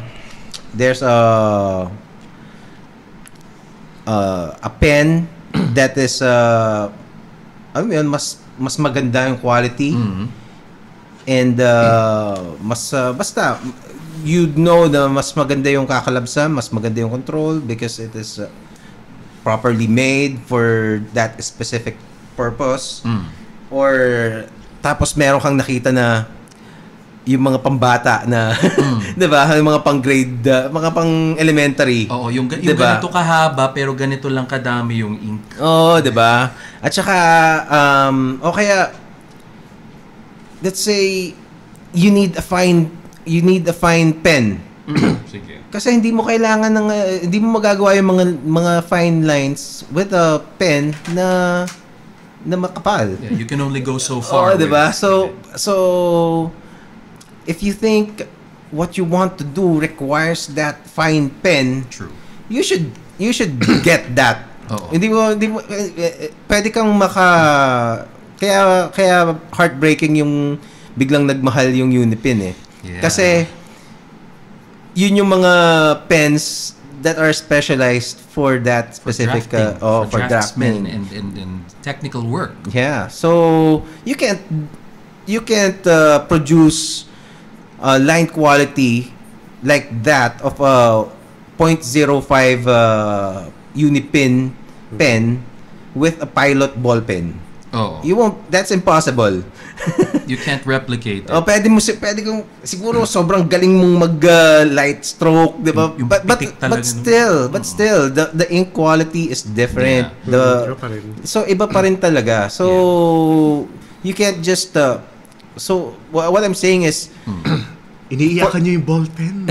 Mahal ng isang hindi nga ball pen dapat nga felt tip pen. Felt tip pen. Hindi na ball pen. Actually, ano yan, what I'm saying is you buy the best that you can for what money you have right now. The best equipment that you can afford. That's what you need to get. Wag mong titipirin. 'Di ba? Kasi mag-reflect sa art mo 'yun eh. It would, especially if you're not that skilled yet in the tricks of the trade. Kasi meron yan eh. There are ways to make things look good without putting in too much effort. And I will concede to yung statement mo na you do have to buy the best possible equipment if you really want to push with it. Yes. But don't bleed your wallet dry. Yes. Yun na lang yung advice ko. Kaya nga, handa akong mamigay, mag-giveaway. As long as, whoever wins the things that I'm giving away, promise me you'll use it. Yes. For the purpose that you really want to do. May kikitain din kayo. I started selling art about 5 years ago. And I only started earning roughly 3 years ago. For the first 2 years, it was almost nothing. There were months na wala akong kinikita. Well, that's I think that's normal to any endeavor. Especially dito sa podcast, I haven't earned a single peso doing this. Diba? So I'm podcasting for podcasting sake. Yun lang. Podcast, Gratia Podcast. Anyway, so like in any endeavor, let's say a business, Yeah. ang sinasabi naman ng mga experts dyan, sabi, the first 2 to 3 years, you're gonna lose money or you're gonna break even. And then, but the thing is, you need to keep doing it. Keep at it until you ma-master mo kung paano yung gagawin ng mga master the trade. And then eventually, if you can make it to up to 7 years, ano ka na, you're gonna be successful eventually in 7 years. Yeah. Tapos, and that is also true in any skill that you want to learn. Let's say wala ka, zero, you don't know drawing. Wala kang alam sa pagdo-drawing right now. You start for the first 2 years, you're gonna suck and parang but if you still keep at it, by the time after 7 years, you can do whatever you're doing, whatever you're drawing effortlessly. Or relatively effortlessly. With less energy expended. Kasi you basically become a master. So that, pero if a lot of people would say, whether it's business or picking up a new skill, parang sasabihin niya, 7 years, ang tagal niyan, shit. Diba? But the thing is, time's gonna pass anyway. Yeah. Diba? So might as well. Yeah. Diba? So whether you pick it up or not, that 7 years will still pass. Diba? Kaya nga sinasabi pa, the best time to plant a tree is 20 years ago. The second best time is now. Diba? So, ganun yan eh. Anyway. Yeah, and you mentioned nung si Miko Suwayan who's here.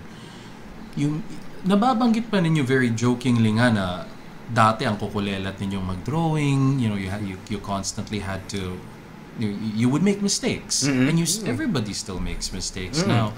Pero kung sabihin na natin gagawa ka ng one artwork every month, so you would in 10 months you would have 10 artworks. More often than not, 1 or 0 will be good. Pero kung gumawa ka ng 10 artworks in every month, in 10 months you would have 100 pieces, and at least 10 of those will be worth something. So gumawa ka na ng madami. Pareto principle. Yeah. Diba? A little bit of it, pero but find a good teacher. You cannot practice bad habits. Yun yung problema. Oh yeah. Bad habits is well, the first step in countering bad habits is realize that you have a bad habit. Or you're not with the right teacher. Kasi there are some teachers who are good artists and good teachers, pero yung learning process ng estudyante iba. Like for example, hindi naman siya art, pero what if you have a child with autism? Not every teacher can teach a child with autism. There were teachers specifically trained to deal with yung emotional ups and downs ng bata that most teachers would just assume nagre-rebelde lang siya. So find a good teacher.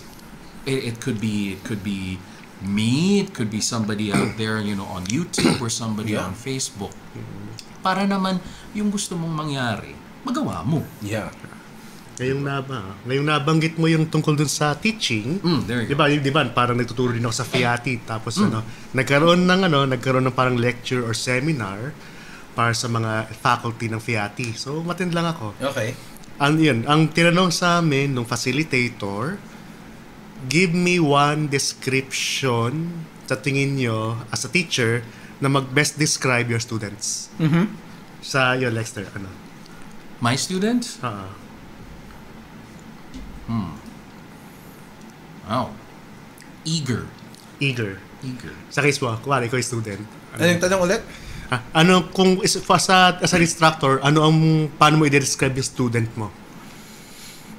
Your ideal student? Very ideal naman. student. Basta general ano sa student? Wala akong student ngayon eh. So medyo mahirap. Pero siguro almost the same. Curious or eager. Same. Diba, sasabi diba, curious, eager, iba, nagma-magic. Parang magician. Kumbaga, parang hindi pumapasok, pero pag nag-e-exam, pumapasa yung mga scores and such. Siyempre, may mga eager, may mga tamad, may mga, maraming describe yung mga teachers. Okay. Oo. Pero sabi ng facilitator, kung meron siyang isang description na gagamitin para sa mga teenage students, meron siyang isang up na word. Ano? Confused. Confused. Kasi kumbaga, confused sila syempre dun sa mga, yun nga, sa moral standards ng eskwelahan, ng family, ng ng society. Confused din sila syempre sa anong gusto nilang gawin. Gusto ba nila mag-art? Gusto ba nila mag-science? Gusto ba nila i-pursue pa rin? Gusto ba nila mag-sports? Gusto ba nila Kumbaga, parang yun nga, confused pa raw yung mga bata raw in general, yung mga teenage students, kung ano talaga gusto nilang mangyari. Hindi so, kumbaga, alam. Oo, kumbaga ano ba talaga nila. Tapos yun nga, dito sa bahay ko para sabihin uy ang pogi-pogi mo, ang gwapo-gwapo mo, tapos sa mga eskwela description sa'yo ay ganyan itsura mo, so ay nako, meron akong recent encounter na ganyan, but I digress. Pero kumbaga yun nga, paano mo ngayon, yun nga, parang naging challenge ka sa namin, paano mo i-adjust syempre nga yung teaching style mo. Dun based nga dun sa sa given nga na napaka-diverse ng mga students mo. Yun nga, tapos ang general pa sa kanila, general description confused. So ito parang nga, talaga yan, parang subong talaga hanapin talaga yung proper balance kung paano matra-transmit yung knowledge na gusto mong i-share dun sa student. For example, parang may nga tatandaan ko 4 nga raw yung type ng students eh. Yung listeners, yung mga visual, tapos yung mga mas natututo kapag nagvi-visualize, mas natututo kapag nagre-read, mas natututo kapag nakikinig, at mas natututo kapag active. Kumbaga terminal kinesthetic learning. Kumbaga pag mas mas makilos, kapag alam mo yung estudyante medyo hindi mapakali, na kailangan nakaupo sa isang lugar tapos hindi mapakali, lilipat, parang pabayaan mo lang. Kasi kumbaga parang gano'n siya natututo. At sila yung mga pwedeng maging good sa sports, etc. Yung mga readers naman, sila talaga yung parang yung bibigyan mo ng reading materials, o kaya yung gagawin mo mga slides. Syempre may mga babasahin. Pero para ma-balance out naman sa mga visual, kaya lalagyan mo siya yung presentation mo, lalagyan mo ng mga videos, lalagyan mo ng visual So parang maging creative ka to cater to a every child. diverse. Parang ganun yung idea. Meron akong napakinggan dati. Papunta ako ng Laguna, so sa radio, over the radio. Nakakabwisit. Kasi the DJs, yung morning talk shows, tapos sabi ko, nakakabwisit to. So basically parang podcast din yun, di ba?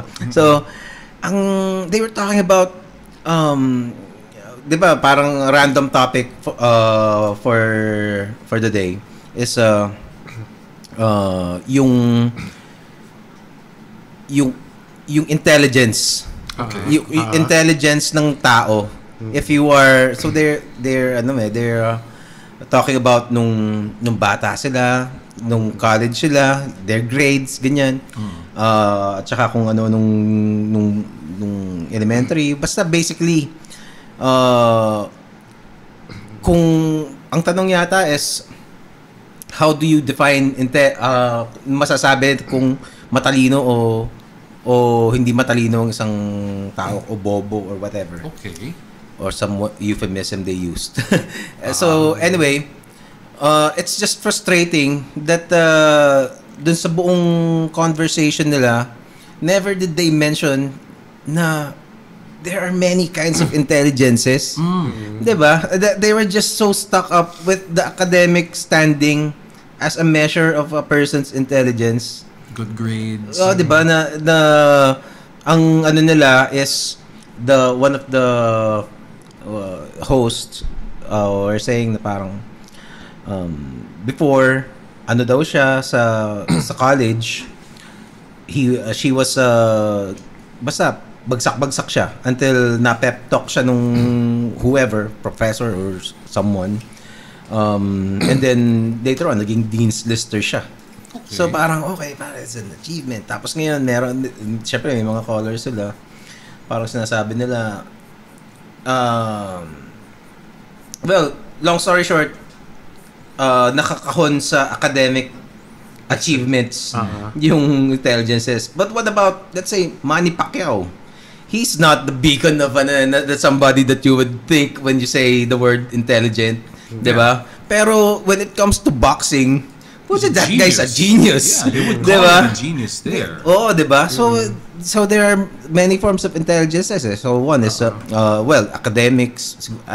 Is academics even included, listed? Because I think academics could be broken down into Kasi a mixture of those different intelligences. So one is spatial recognition, yung mga designers. One is yun, kinesthetic intelligence, mga athletes. And then we have mga singers, musical intelligence, di ba? Ano pa ba? Visual. Readers, yung mga writers. Linguistic intelligence. Yung mga orators dyan, di ba? It's it's mahirap gawin yun. Yung public speaking. Kaya yung iba, just the other day, I was watching Netflix. This guy about, ang pangalan ng it's a documentary, Dawn Wall. Have you seen that? Nope. It's about a climber, a free climber. Ang ginagawa niya is to the documentary is about them conquering this part of El Capitan, the huge wall na basta sa Yosemite National Park. Parang cliff. It's a basta pag teka, hanapin natin. Sige. Dawn Wall. DAWN or DON. Yeah, so yung El Capitan na lang. So El Capitan. Well, basically what I'm saying is this guy, yung climber niyan was dyslexic. He's a dyslexic. He quit school thinking he's stupid. And for the most part, he couldn't succeed in anything. In anything he tried. Until he did climbing. Yeah, this is El Capitan. I'm sure you'd recognize that one. Okay. Diba? So that's El Capitan. Siguro this is a more Anyway, so that's I think probably one of the I could never climb that shit. Nope. I'm gonna die, sigurado. You wouldn't convince me either. So, but then he's the only one. Well, he had another guy na sumama sa kanya, teammate niya. Pero without him, he's the lead guy. So he basically nobody else could do it. Kaya it was a huge deal sa press sa kanila, and that guy thought he was a worthless human because he was made to believe hindi siya, siya, di ba? Na dahil sinasabi sa kanya tanga siya. I even have a friend ganun din, and it was very I was very moved when one time he said, kasi he was also dyslexic. Okay. When we were kids, and what do you call this? Even his parents, di ba? Parang alam mo yun, hindi syempre mahal naman siya ng magulang niya, pero hindi may iwasan, parang may masasabi na yung comparison with your siblings and friends, di ba? So parang basta he's the weakest academically sa ano nila. So but then later on, right now he's the most successful among the siblings. He's a businessman with several successful businesses. And ang isang thing na I was really moved when he told me was sabi nung nagawa ko, sabi ko, pre, congrats dyan sa ano, ang galing mo talaga. From the beginning pa lang, kasi I've seen him na ano mukhang marunong dumiskarte sa ano sa business eh. Para I've always believed na may potential ka sa pagbe-business. Kasi he's very interested in their family business when we were still young. So nung ano niya, parang ano siya, basta sinabi niya is, oo nga, kumbaga proud din siya, tapos dahil napatunayan niya na hindi siya bobo. Yeah. Diba? Yeah. It takes a different kind napatunayan of ko sa sarili ko na hindi ako bobo. So, from the things na mga sinabi sa kanya about being an underachiever in academics, in school, and then eventually, biglang alam mo, ikaw yung pinaka-successful dun sa he's not a multi-millionaire na tycoon type, pero he's successful in the things, in his endeavors. So it was great, and it was very I was really moved when he said that. Di ba, lagi nga sinasabi, parang may sinabi nga, di ba, na kung i-judge mo ang isda sa ability ng umakit ng puno, magaling yung isda. Diba? Pwede ka ba nga? Now, if you're gonna judge a fish by its ability to climb a tree, it will always think of itself as stupid. Oo, di ba? Yun yung quote niya. Einstein ba yun? Einstein yun. No. That's the usual attribution nun. I was a dumb kid in school. Yeah, I passed through the power of Bibo. Power of what? Power of Bibo. Talagang pinagsipagan kong pag-aralan. Tapos I was using yung great subjects that I was good at, like English and history and music. Yung lahat na para mahila man lang yung iba na talagang kulelat ako. That's why I think, di ba, yung argument, yan yung pinagsisimulan ng argument na we need to change our education system di ba? Yeah. Kasi yan, for these reasons. So, but the question is, paano? Paano yung next structure? Di ba, paano mo gagawin yun? How would you incorporate these ideas, di ba? This diversity of whatever, I can't even describe it. Di ba? Paano mo gagawin yun? Well, maybe someday you can get an educator in your podcast, like somebody who is, who's an expert on this, or who is at least mas maraming information na alam kasi sa akin. Or at least may time siyang pinag-isipan niya. Kasi ngayon lang naisip. Lumabas lang from somewhere. Which is the beauty of this podcast, di ba?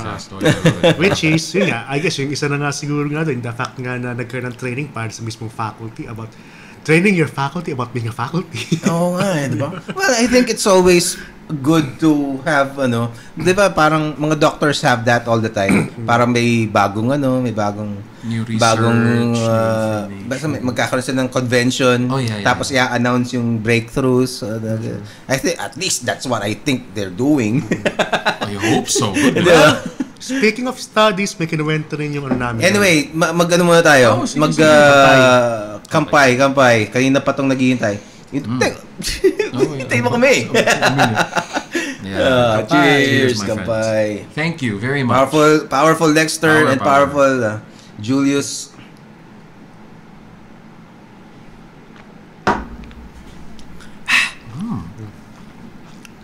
Naubos na pala namin, last tagay na pala yun. Buti pala may sapat pa para sa atin. Pero may jack pa dyan. So, so you can... Toast to everyone that's still watching. Yes. Thank you for being here. Thank you. Thank you so much. Teka, bakit ayaw gumana na to? Teka lang Sige, mag-usap muna kayo. Okay, I'm curious about yung faculty, yung meeting na yon. When was the last time that happened? Or was that the first ever convention na tinuruan yung faculty? Hindi naman talaga siya convention, more on seminar. Seminar siya for Pero mga mga 2 months ago, 1 or 2 months ago lang siya. That was the first? Oo. Wow! At least yung sa akin na nalasan ko. Kasi, at least may nangyayari na, may nag-e-effort na. I mean, if you think about it, there are so many adults now. Like the three of us here, and people who've had their fill of the university life. Nahihirapan silang maintindihan na things are changing. Kids are smarter.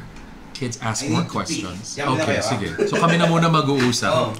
This is now This is Lexter Victorio's podcast. Erotic podcast. Sponsored by the by powerful Komiksman. Pero yun, Please tell me more about this. This is interesting. yan, parang kasi nagkaroon din ng isang study on saan pantingnan nila yung behavior ng isang teenager, ng isang young adult, tsaka isang adult. Okay. Tapos, marunong sila mag-drive. Tapos, kumbaga, ang tinetest nila ngayon, kapag habang nagda-drive sila, nagkaroon ng red, kumbaga, bigla na binago from green to red light. Biglaan. Magbibiting the red light ba sila or hindi? Ang naging observation, kapag sila lang nagda-drive alone, halos pare-pareho sila nag-observe ng traffic discipline. Really? Kapag nag-red, yung teen hihinto, yung young adult hihinto, at yung adult hihinto. Okay. Diba nag-observe sila ng traffic discipline.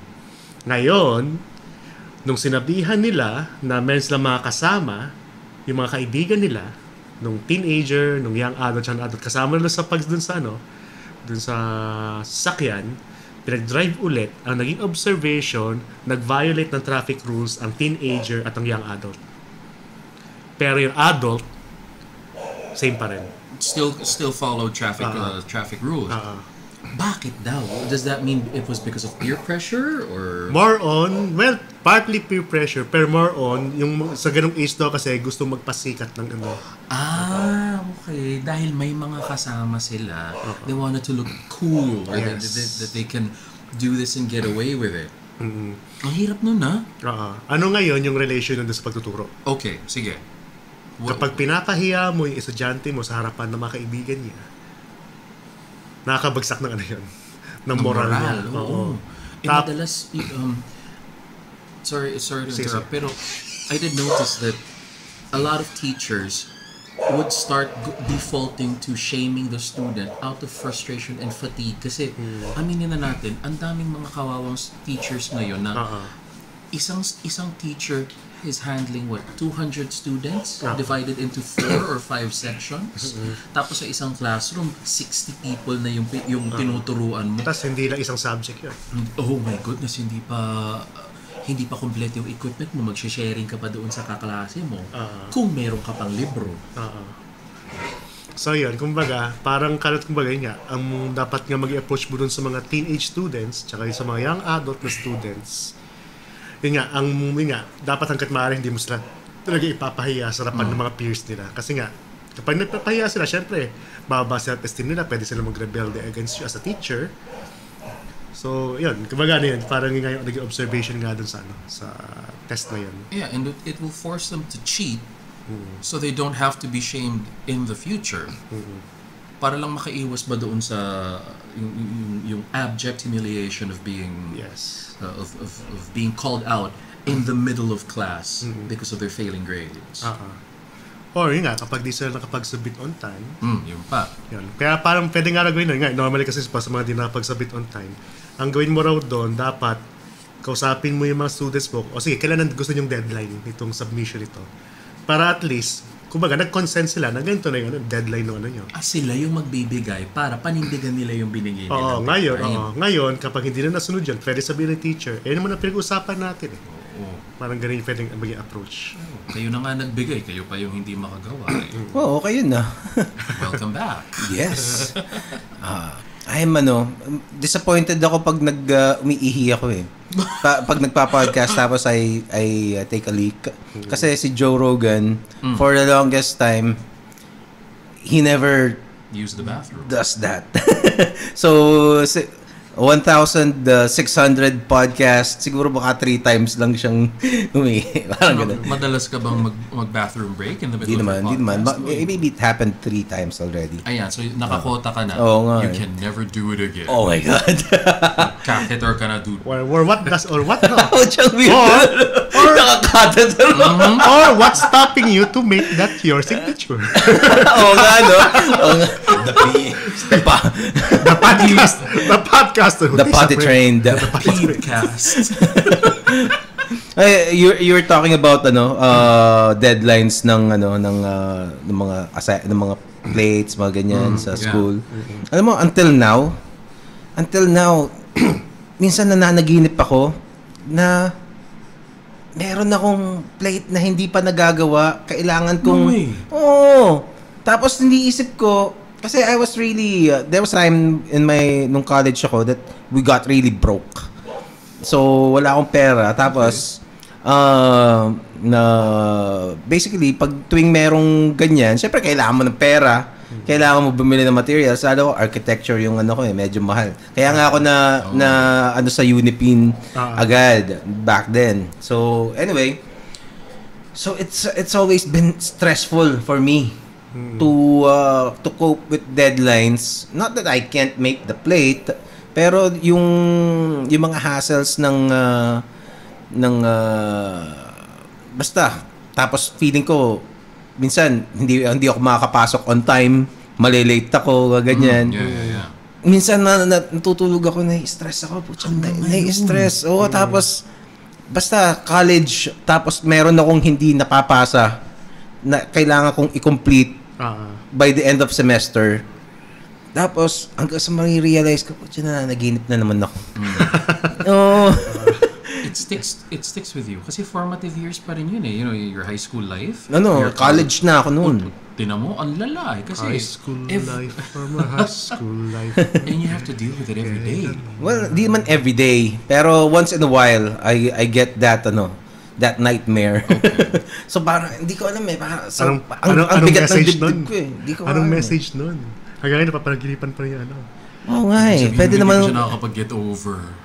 Siguro dahil sa sobrang stress talaga ako nung panahon na yun. Yun na yung ewan.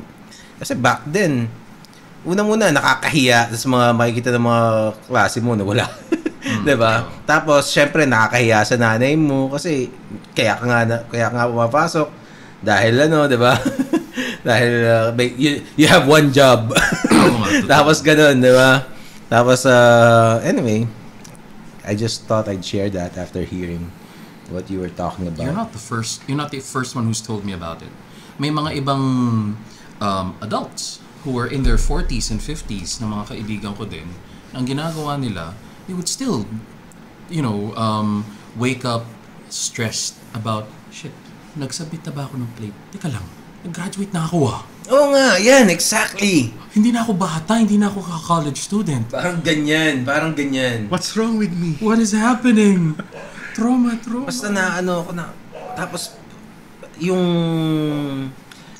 syempre may mga teachers ka na na parang hindi hindi ka favorable sa kanya. Oh yeah. Yep. Diba? May mga teachers ka naman na paborito ka, diba? Anyway, new drawing. All right, naman man. Alonsina.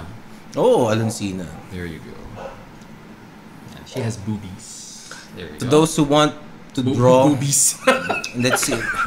Check natin kung may Meron Ewan ko ba? baka walang sumali. Pero I'm gonna post this. Yeah. So we can still give away the basta one way or another we're gonna get that. And thank you, I've received yung napanalunan ko, yung The Stand. Tinanggap ko na. Ayan. Ooh, yes. Ooh. Teka. Nasa iba yung camera. Let's see. Okay, yan. Kita ka. Yan.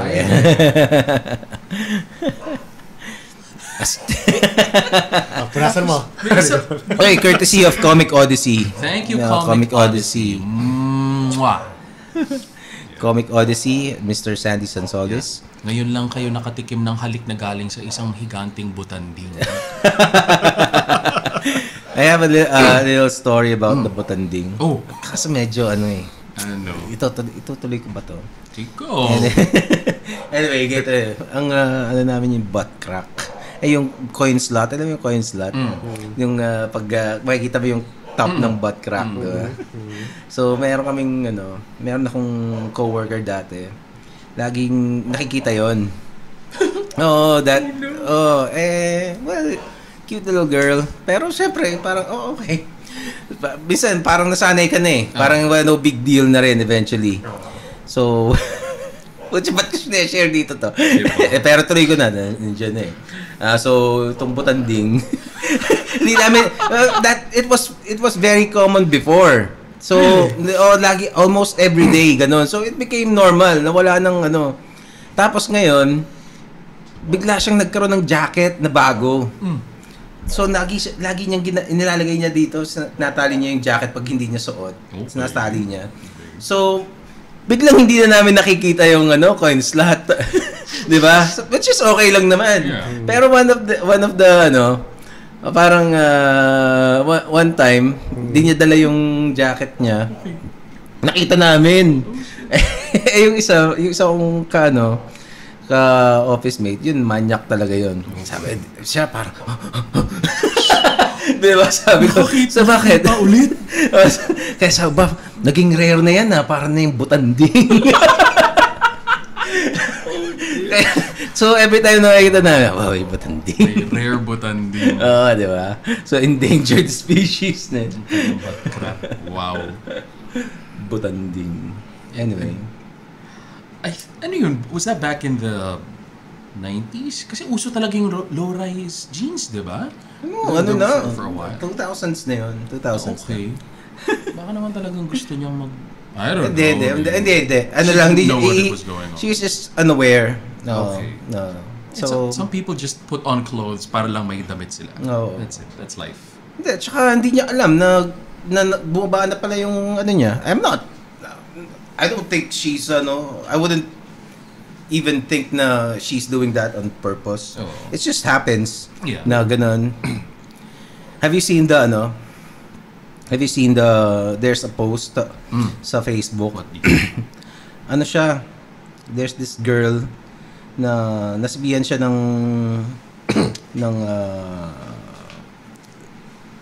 hindi ko alam, Jennifer ko walang yata yun eh. Basta she's wearing workout clothes na tank top. Hindi tank top, yung bra, sports bra. Na yun lang. Yun lang yung niya. Tapos naka yoga pants or compression pants, whatever. Tapos her jacket is also wrapped in her waist. So ang nangyari, parang she was catcalled by this guy. Na siya parang may sinabi, hindi ko na maalala. Pero, ang reaction niya is, syempre, she got pissed off. Di ba? Tapos, long story short, she confronted the guy. Tapos ngayon, yung, syempre, napahiya na yung guy. Parang retreat. Syempre, siya. Di ba? Parang, tangina, pumalag. Like all bullies do. Di ba? Pag pinalagan mo yung bully, most likely, titigilan ka niyan eh. So, ganun nangyari dun sa Yun nga lang, there's this, apparently this guy is with a woman. So, siya yung sumagot. Okay. Parehas lang babae, di ba? Kasi naman, yung suot mo, ganyan. O, ganun. Okay. So, ngayon, endless debate. So, ngayon, nangyari, eto namang babae, wala eh. Ano siya? Parang, nagpanting na raw yung tenga niya. Yun, nagsapakan sila. Ang nangyari to yung si girl tsaka and the woman with the guy who catcalled her. So, 'di ba? So pero parang ang what would you say? What do you think about that? First of all, I wouldn't be a dumbass and catcall a woman or Yes. a man for that matter. It's what they chose to wear. Oo nga, no? Di ba, lagi ang sinasabi nga, ang cost naman ng rape ay hindi sinuot nung kundi yung Oh, rapist. totoo naman talaga Yeah. yun. Mm. I think the most distressing thing about that incident was yung kapwa babae mo pa yung nagsabi sa iyo na nagdamit ka kasi ng ganyan. Oo, no? And of course, I can only speak on behalf of being a man, na you don't have to talk shit about people and what they wear. You're not a fashion icon. You're not a fashion critic. This is not the runway. Yeah. That's not. It's not an appropriate place. Fine if they're wearing something that doesn't follow work regulations.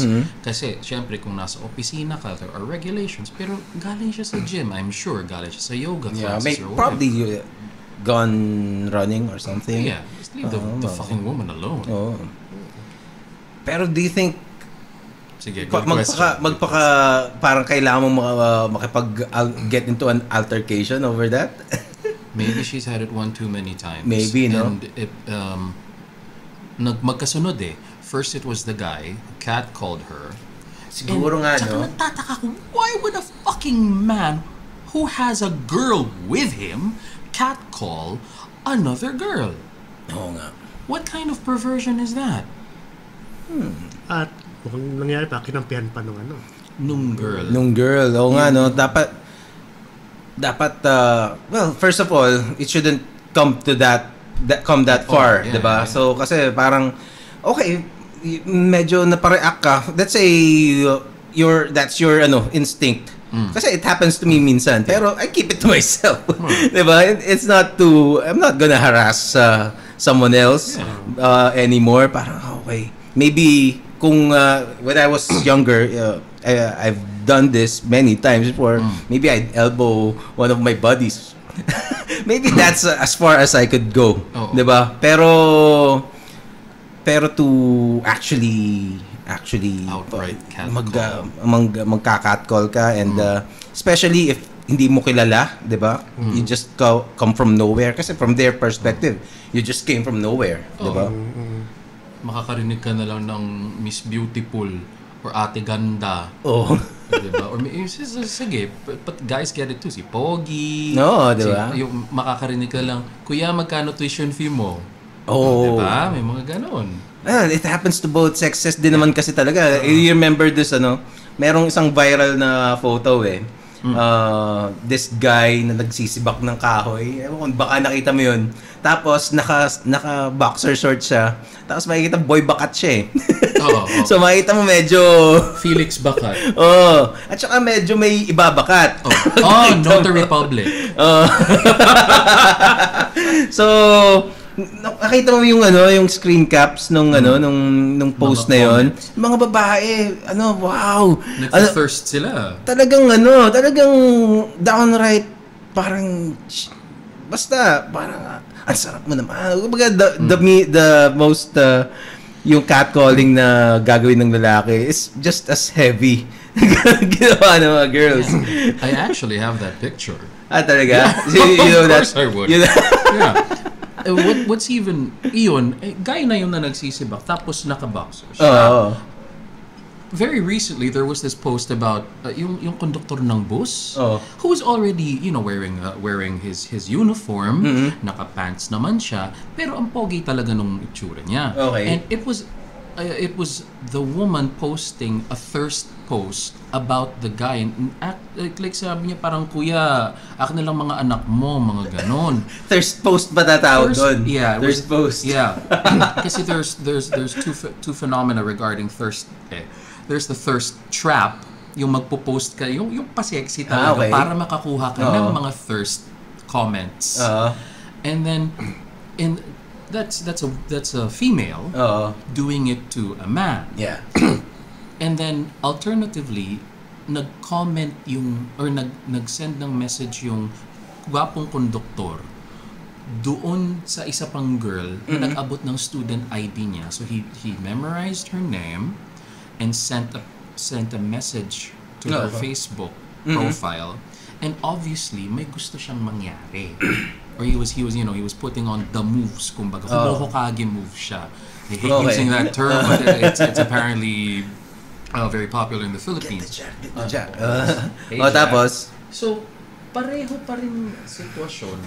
Pwede ka talagang makagawa ng kalandian at kamunduhan sa mundong ibabaw kahit yan ba yung nagreklamo yung girl na parang, creepy to kasi...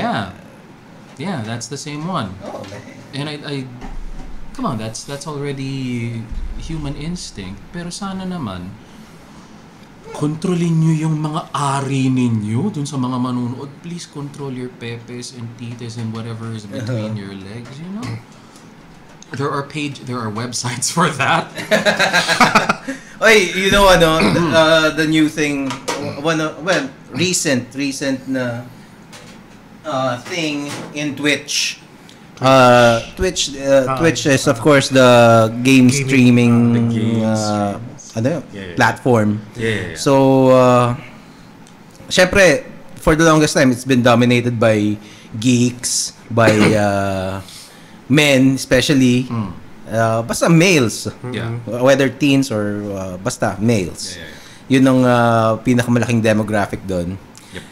Pero, in the recent years, it began to get infiltrated by ang tawag nila, thoughts. THOTs. That over there. So, Mga gamer girls. oo, di ba? So, ang mangyayari, so itong mga pa-sexy na to, na mga chicks, they get all the views. Yeah. Doon siya yung mga, teka, so ngayon, may pumapalag na mga, na, wag nating, wag nating, parang they're preying on our, geekness, pagiging ganyan, syempre, madami dun. Don't know how to geek nga, di ba? So, not to, what do you call this? Stereotype. Not to stereotype. Pero most of the time, ganun naman talaga. So, para mga nasa bahay lang sila. Tapos, they're gonna see these Instagram models streaming, and then later on posting on Instagram on their vacations, parang loser gamers paid for this. Ganun yung so parang syempre, tapos ngayon may mga nagagalit, gusto nilang ipa-boycott yung may hashtag nalimutan ko kung ano. Yeah, I've actually read, not read, I've watched a few videos critiquing yung mga yung quote-unquote fake gamer girls. Now, they're not even really doing any gaming. I mean, they're playing some sort of easy-to-manage video game. Sige, let's not say let's not mention any particular games. Hindi naman siguro Sekiro. Definitely not Sekiro. Pero ang gagawin nila is, they would be dressed in very skimpy outfits, which again is their clothing, but it loses, nawawala yung purpose nung Twitch. Yeah, well, it's basically it's there to attract, she's there to become eye candy. Yes, that is the unfortunate situation. Oh, pero, diba? Yeah. It's not just Twitch, TikTok.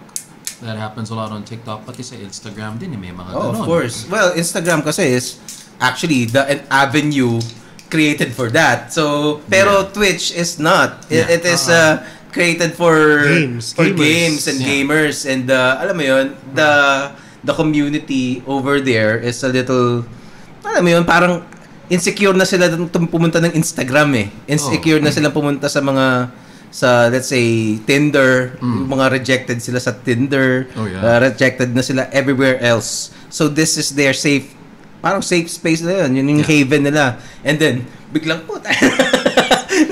it's parang naagawan sila ng viewers, and the community is getting overrun by the thoughts. Yeah. Diba? Pero, sayang din kasi there are people who base their entire earnings on video games. Oh, well, it's a huge business. Yeah. Si PewDiePie started as a video gamer. Yeah, as a video streamer sa YouTube. And the YouTube reaction videos. Dun siya.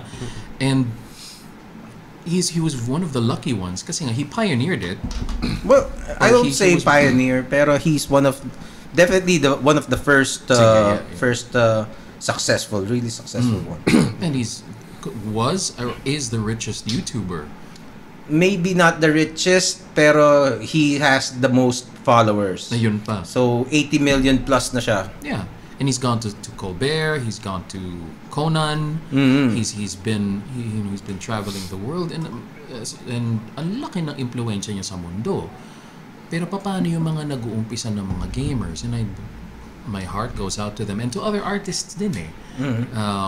Even writers na really trying to push for their career to grow, pero nado-dominate nga nung mga non-gamers or non-artists who aren't doing what they're saying they're doing.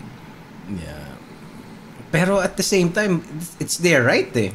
Diba? Wala silang vina-violate. No, diba? As far as rules are concerned. So that makes I'll pour myself. sige, that makes parang conundrum na parang, so sometimes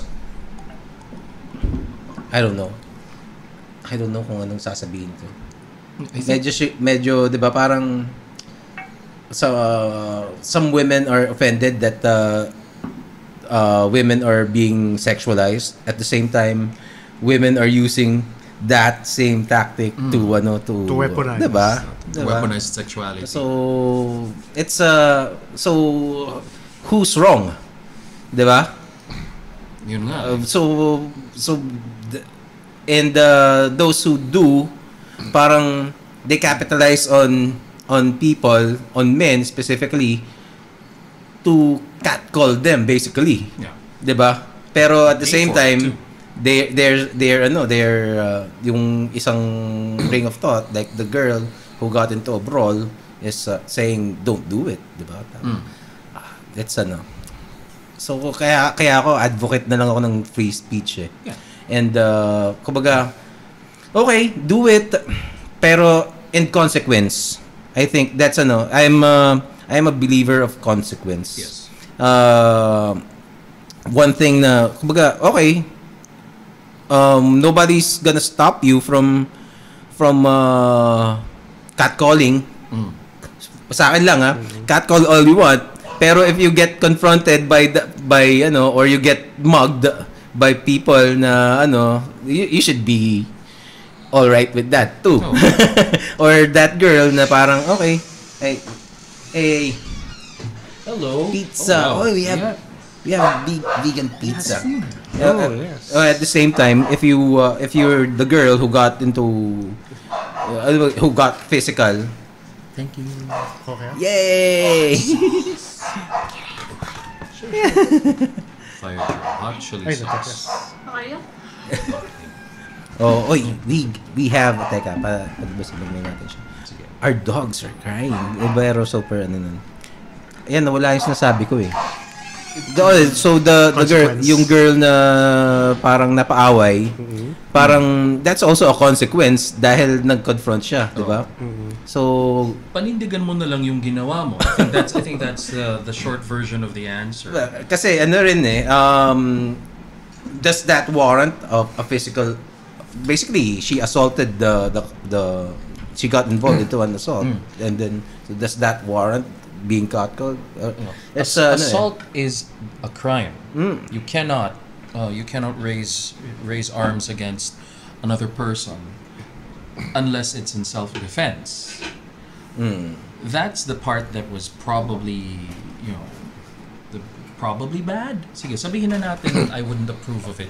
Confront whoever. Sige, kasuhan mo kung kinakailangan. There are laws protecting, especially here in QC, meron, di ba? Yeah, The your ordinance anti-catcalling ordinances. So, make sure whatever you're going to do is going to be legally binding. Lalo na sa mga babae or lalaki or whoever, na if it's getting really bad, like if you're receiving messages if you're receiving messages, private messages or texts. Kasi marami akong kilalang mga kaibigan na ganyan, and I would see them share yung mga messages nila. You gotta fight for it. Kasi no one else can speak on your behalf. I mean, we can try as much as possible, women's rights, men's rights, lahat. Pero in the end, lalo na dito sa Pilipinas, if the abused or if the victim does not speak up and does not want to file a case, walang mangyayari. Totoo. Kahit naman saan Anywhere, yeah. Kahit saan. Kasi dapat may nagrereklamo. It's really good whiskey. Alright. Really good whiskey. So, let's toast again. Ano yung toast na sinasabi mo? Right. Thank you for remembering. To absent friends, lost loves, old gods, and the season of mists, and may each and every one of us always give the devil his due. From Neil Gaiman, The Sandman, Season of Mists, the first issue na binili ko. Alright. Cheers. Cheers. My friends. Cheers. Yes pa. Ay, isa pa.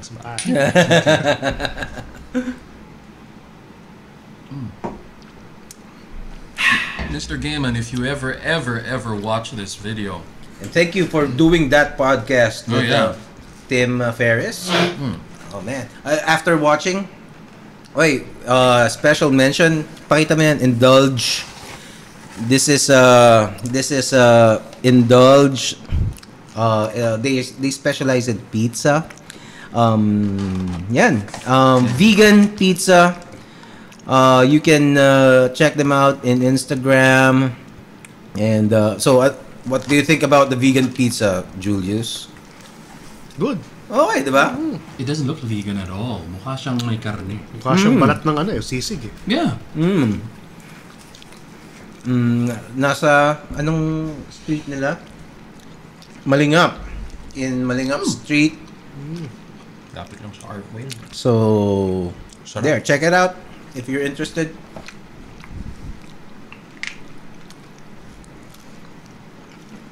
Kain-kain muna. Hello sa mga nanonood pa. Meron pa ba? Meron. Wow, thank you. Pwede mga hindi nanonood, nakikinig. Or nakikinig, yeah, that's possible. Kasi kapag hindi ka pala dun sa tab, there's a chance na hindi ma-count. Talaga? That's what I hear. Oh, really? And thank you dun sa mga manunood dun sa recorded version. Yeah. It's really, di ba? It is. You can tell the cheese is really cheese. Anyway, Hot sauce. what do you guys think about veganism?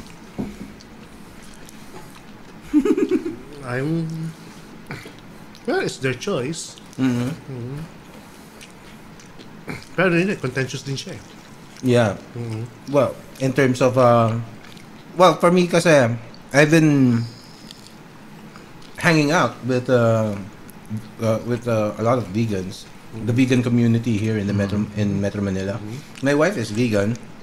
We do vegan cakes, Miucha Lux cakes at hello.miucha on Instagram. I tasted your cupcakes. No, so Delicious. anyway, so I think madami talagang 'di ba? Kung bago ka, you just discovered veganism. Para kang almost comparable, hindi naman equivalent, pero comparable siya sa discovering flat earthers Parang ganun diba? Especially back in the early 2000s. Yeah. When veganism was becoming a big thing. I mean, it wasn't new, but it was becoming more popular. Mainstream. Yeah.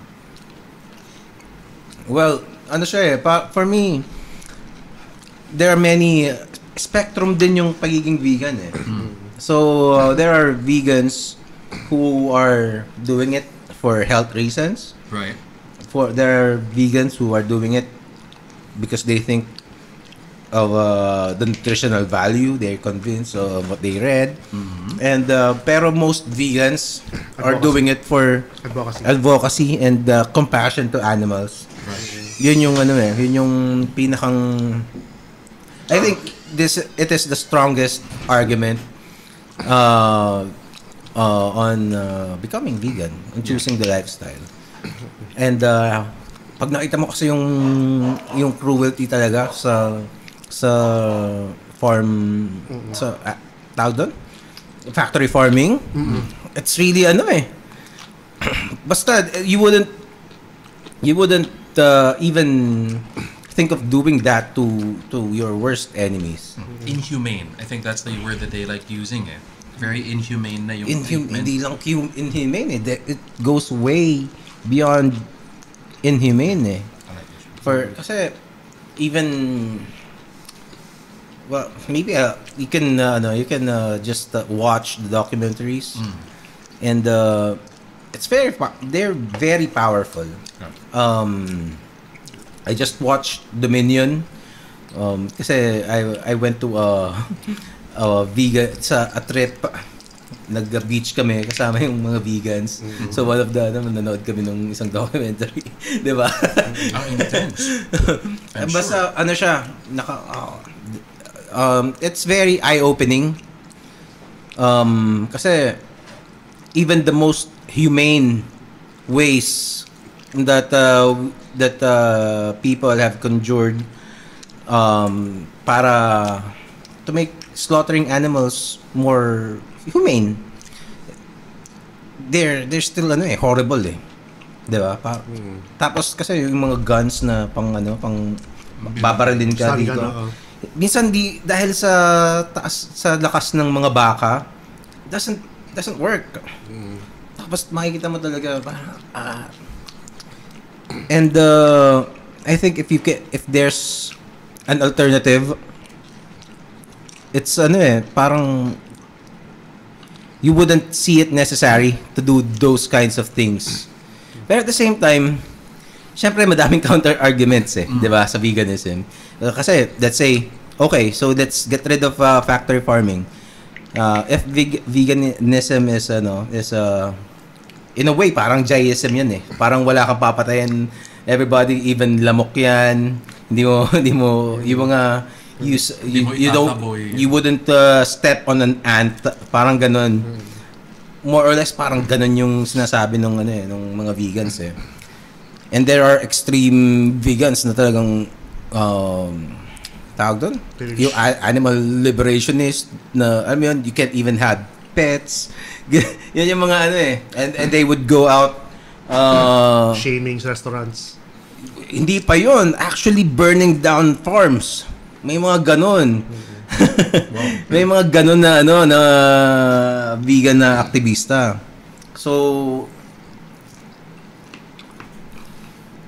I don't know.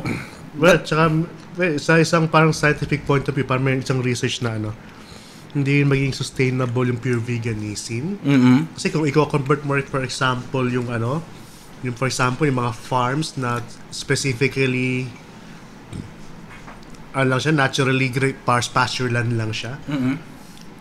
Kumbaga, hindi makaka-sustain ng agriculture yun. Kung gusto mong i-convert yun to agriculture, hindi naman talaga lahat ng lupa talaga is suitable for farming. Iba talaga suitable for livestock. Yun nga, yung mga, kumbaga, pagbabawalan mo ba yung mga yung mga nasa mga Mongols na ang primary source of sustenance nila ay sheep. Kumbaga, yung mga nagigrazing talaga, kaya nga sila palipat-lipat ng mga para magpag-graze ng mga kasi hindi ka naman pwede magtanim sa sa mga steps Oo. So kumbaga, gugutumin mo sila, pwede sila magtanim doon sa isang napaka ill-suited na Tapos yun nga, yung ibang mga animals was talaga, kumbaga, kaya yung ibang mga livestock, andun naman sila, parang nagbabalik sila ng nutrients sa ibang mga farms, para maging fertile sila for arable land. May mga ganun din. Oo nga. So baga may mga kumbaga scientifically speaking din ng mga counter arguments din for Yeah. Definitely. Even the nutritional claims are actually hindi na nga ako naniniwala sa mga any nutritional claim kasi dati masama daw ang itlog. Ngayon mabuti na daw ang itlog. Ngayon masama ulit. 'Di ba? Ngayon masama na ulit. Tapos ngayon kape, 'di ba? Tsokolate. 'Di ba? Parang so hindi mo na alam kung anong papaniwalaan mo Gatas. I guess pwede mo lang paniwalaan siguro asukal. Oo, 'di ba? Yun. That, especially refined sugar. No, sugar is the devil. Pero ang hirap ng ang hirap ng i-distinguish kung so siguro dapat exercise lang talaga, exercise and the balanced diet. And also there's this there are cases like, let's say, Jordan Peterson. He's a pure carnivore. All the other diets didn't work for him. Kumbaga, he gets sick because he's very Allergic. may mga allergy siya na na pati yung anak niya ganun. And then his daughter tried the carnivore diet, as in ano lang talagang kinakain niya, yung karne, beef specifically. Minimal vegetables or no vegetables? No vegetables at all. Carnivore talaga. Just talagang kasi once daw sinubukan niyang kumain ng beans after being kasi ginawa niya, he tried elimination diet. So unti-unti parang okay, I'm gonna remove gluten. Okay. So let's see kung anong magiging epekto sa kanya. If he's gonna feel better, di ba? Now, parang wala. Now, I'm gonna take out meat, di ba? O white meat, red meat, whatever. So, and so on and so forth. Hanggang sa ginawa niya. Carnivore talaga. At beef lang talaga kakainin niya. And that was the diet that worked for him the best. Ayun naman pala. Diba? So yun, kung mag-go for veganism tao, more on for health purposes. Not, I guess kasi nga, parang may contention pa nga kung scientifically somewhat sustainable bang veganism. I think, my opinion on it is, I would view veganism in the same way I would view art and the major religions. Parang titi lang yan eh. Don't shove it down my throat until I've said yes. Yeah, of course. And I don't like militant anything. It's very difficult to accept somebody that will use violence to prove a point. Yeah. Because I grew up in not a physically violent household or a physically violent childhood, but it was emotionally violent. So anything that was forced to me, lalo akong nagiging contrarian. Come on, if they can make pizza taste this good, I would support veganism. If all vegan dishes would taste this good, fine, I'll eat it. Yeah. Because some meat dishes taste like crap. Yeah. And if it's abusive naman talaga to animals, sige, fine. Let's find a way to make it more helpful, as the least amount of violence to anybody, especially the animals na kailangan pa talagang slaughter, fine. But I'm not an expert on it, so I can only have an opinion. Sarap. Yeah. Sarap ah. Sa akin naman, I would support it, but I don't know where to draw the line. Up to until when. Kasi basically, if you see the cruelty and the agony that kasi cows, pigs, they're really intelligent creatures and they know that can you imagine they're lined up to the slaughterhouse and they smell the blood that They can tell what's going on. Tapos there's this one video that really got me, doon ako naiyak eh. There animals, other animals who tried fighting off yung tao na taking away their friend. Kasi parang yung isa, there's this pig na napapanood niya yung kasama niya on the slaughtering table. Right. Tapos nakataka siya. Tapos umiiyak sila parehas. That got me. Grabe. It's pero I don't know where to draw the line. To what extent? Kasi there are people there are activists who advocate talagang pati yung mga kabayo na tawag doon, yung for farm work, bawal yan, bawal lahat, anything pure that human labor. Yun. And also yung mga sa circus, yun, hindi ako doon. yung mga kasi they torture animals to do that. I don't like hindi ko siya circuses talaga. I would not support that. Yeah. I think one of the things that I would say no to is yung sport hunting talaga. Killing animals for pure sport. It's not to sustain you. It's not trophy hunting. There you go. I don't like it. Well, there's an argument din about that. Is there? Okay. Yeah.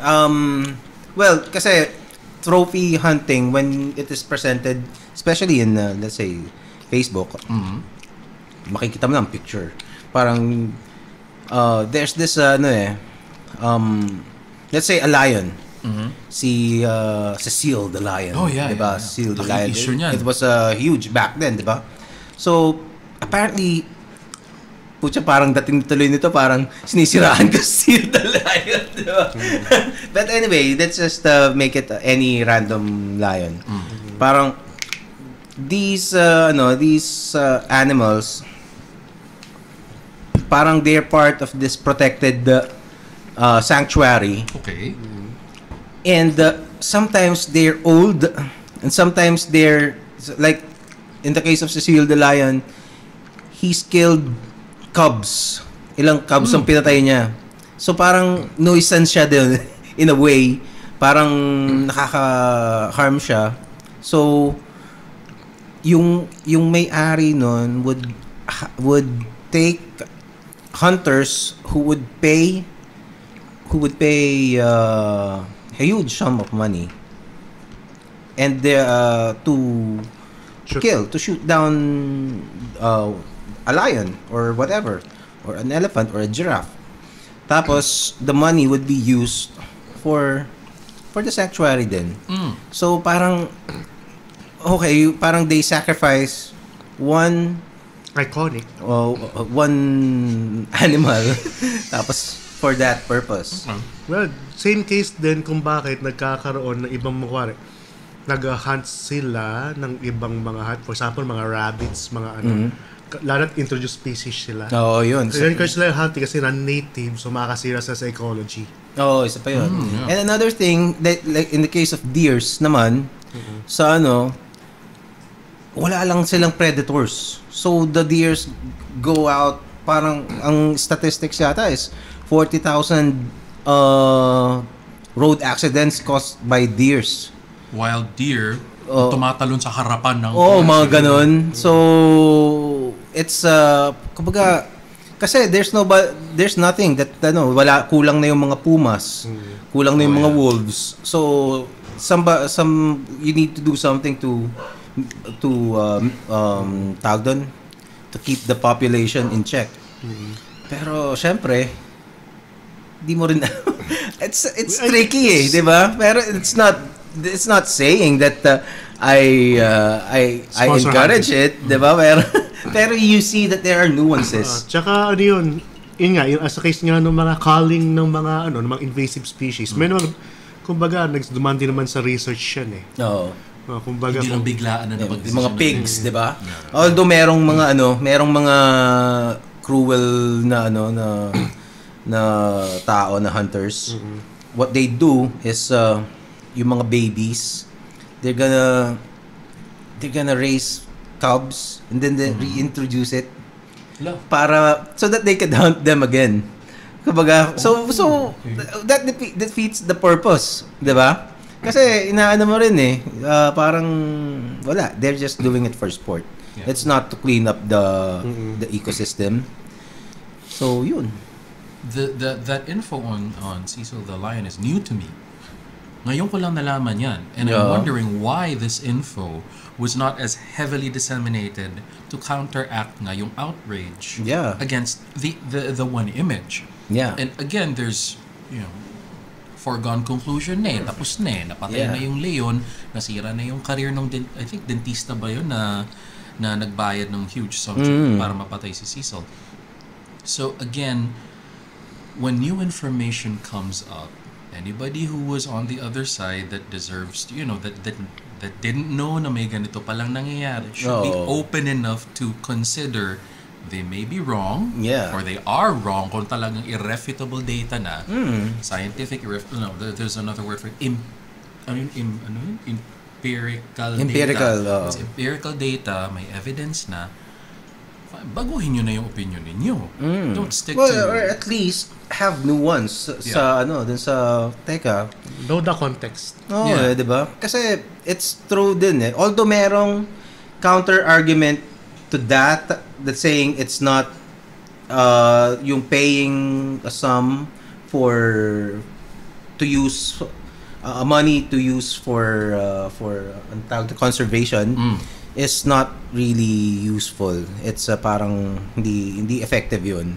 I forget yung argument pero there is Pero the thing is sometimes sasabihin mo kasi yun ang nung tribo dun sa let's say Africa, yung mga tao dun, parang who are you to tell us na you know better, 'di ba? Parang ganoon eh, 'di ba? So ngayon preservation siya eh. Kaya nabanggit niyo 'yan, meron ding issue sa Philippine Eagle Foundation kung saan yung ibang mga nasa tao dun sa sinasadyang pinapatay yung mga agila kasi nabubwisit sila dahil mas pinahalagahan pa yung mga agila kaysa sa kanila. Oh shit. Ay patay. Oh fuck. Issue nga yan. Talaga? Kumbaga mas pinapahalagan pa nga raw yung mga hayop kaysa dun sa mga taong nakatira dun. So may ganung issue. May resentment. Di ba? Which is ginagawa ngayon ng Philippine Eagle Foundation. Yung talagang ina-educate talaga yung mga tao doon sa mga sanctuaries, yung mga nakusan na mga eagle reserves para talagang parang mapahalagahan talaga na yung importance. Parang why would bakit pa rin, di ba? So, I would love to hear their reasoning kung bakit nila ba pagseselosan mo yung agila or maybe something deeper nga, parang at the cost nga mismo nung nila, parang parang mas pinapahalagan niya may mga hype as compared sa mga tao. I would assume a scenario, maybe some parent dinala niya sa ospital, ang anak niya hindi na asikaso kasi walang budget, tapos namatay yung anak niya, tapos ngayon nakikita niya yung efforts to conserve yung conservation efforts ng Philippine Eagle, mas pinopondohan pa ng so maybe it could build resentment din talaga to the community. And the thing is, the foundation was built specifically for the Philippine Eagle. But the Philippine Eagle Foundation is a private Ayun pa. 'Di ba? Pero it's not, I don't think it's government. Kasi ewan ko kung nakita nyo, I collaborated with John Herrera, the designer. He's a designer, fashion designer siya. Oh yeah, you posted that. Yeah, and it's I designed a print for him. Philippine Eagles yung tema nun. So last year it was exhibited, nagkaroon ng fashion show to benefit the Philippine Eagle Foundation. Okay. So, from the looks of it didn't look like their government.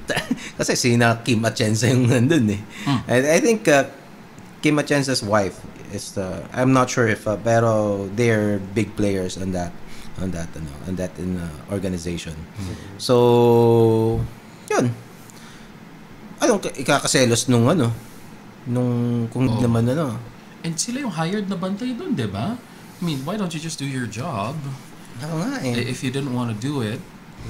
And again, this is all third-hand information. Yeah, well, or maybe it's just blown up. Maybe. Baka maybe there were an instance or two, tapos biglang sige nangyayari. Pwedeng ganun din eh. Pwede. Hopefully not. Pero kasi what kind of kahit na, di ba? Ang loser mo naman, naiingit ka parang you're gonna blame that instead of kumbaga, taking responsibility of the things that happen. Oh. So what if may okay, let's say ganun nga, mas may attention yung kasi the situation is already critical eh.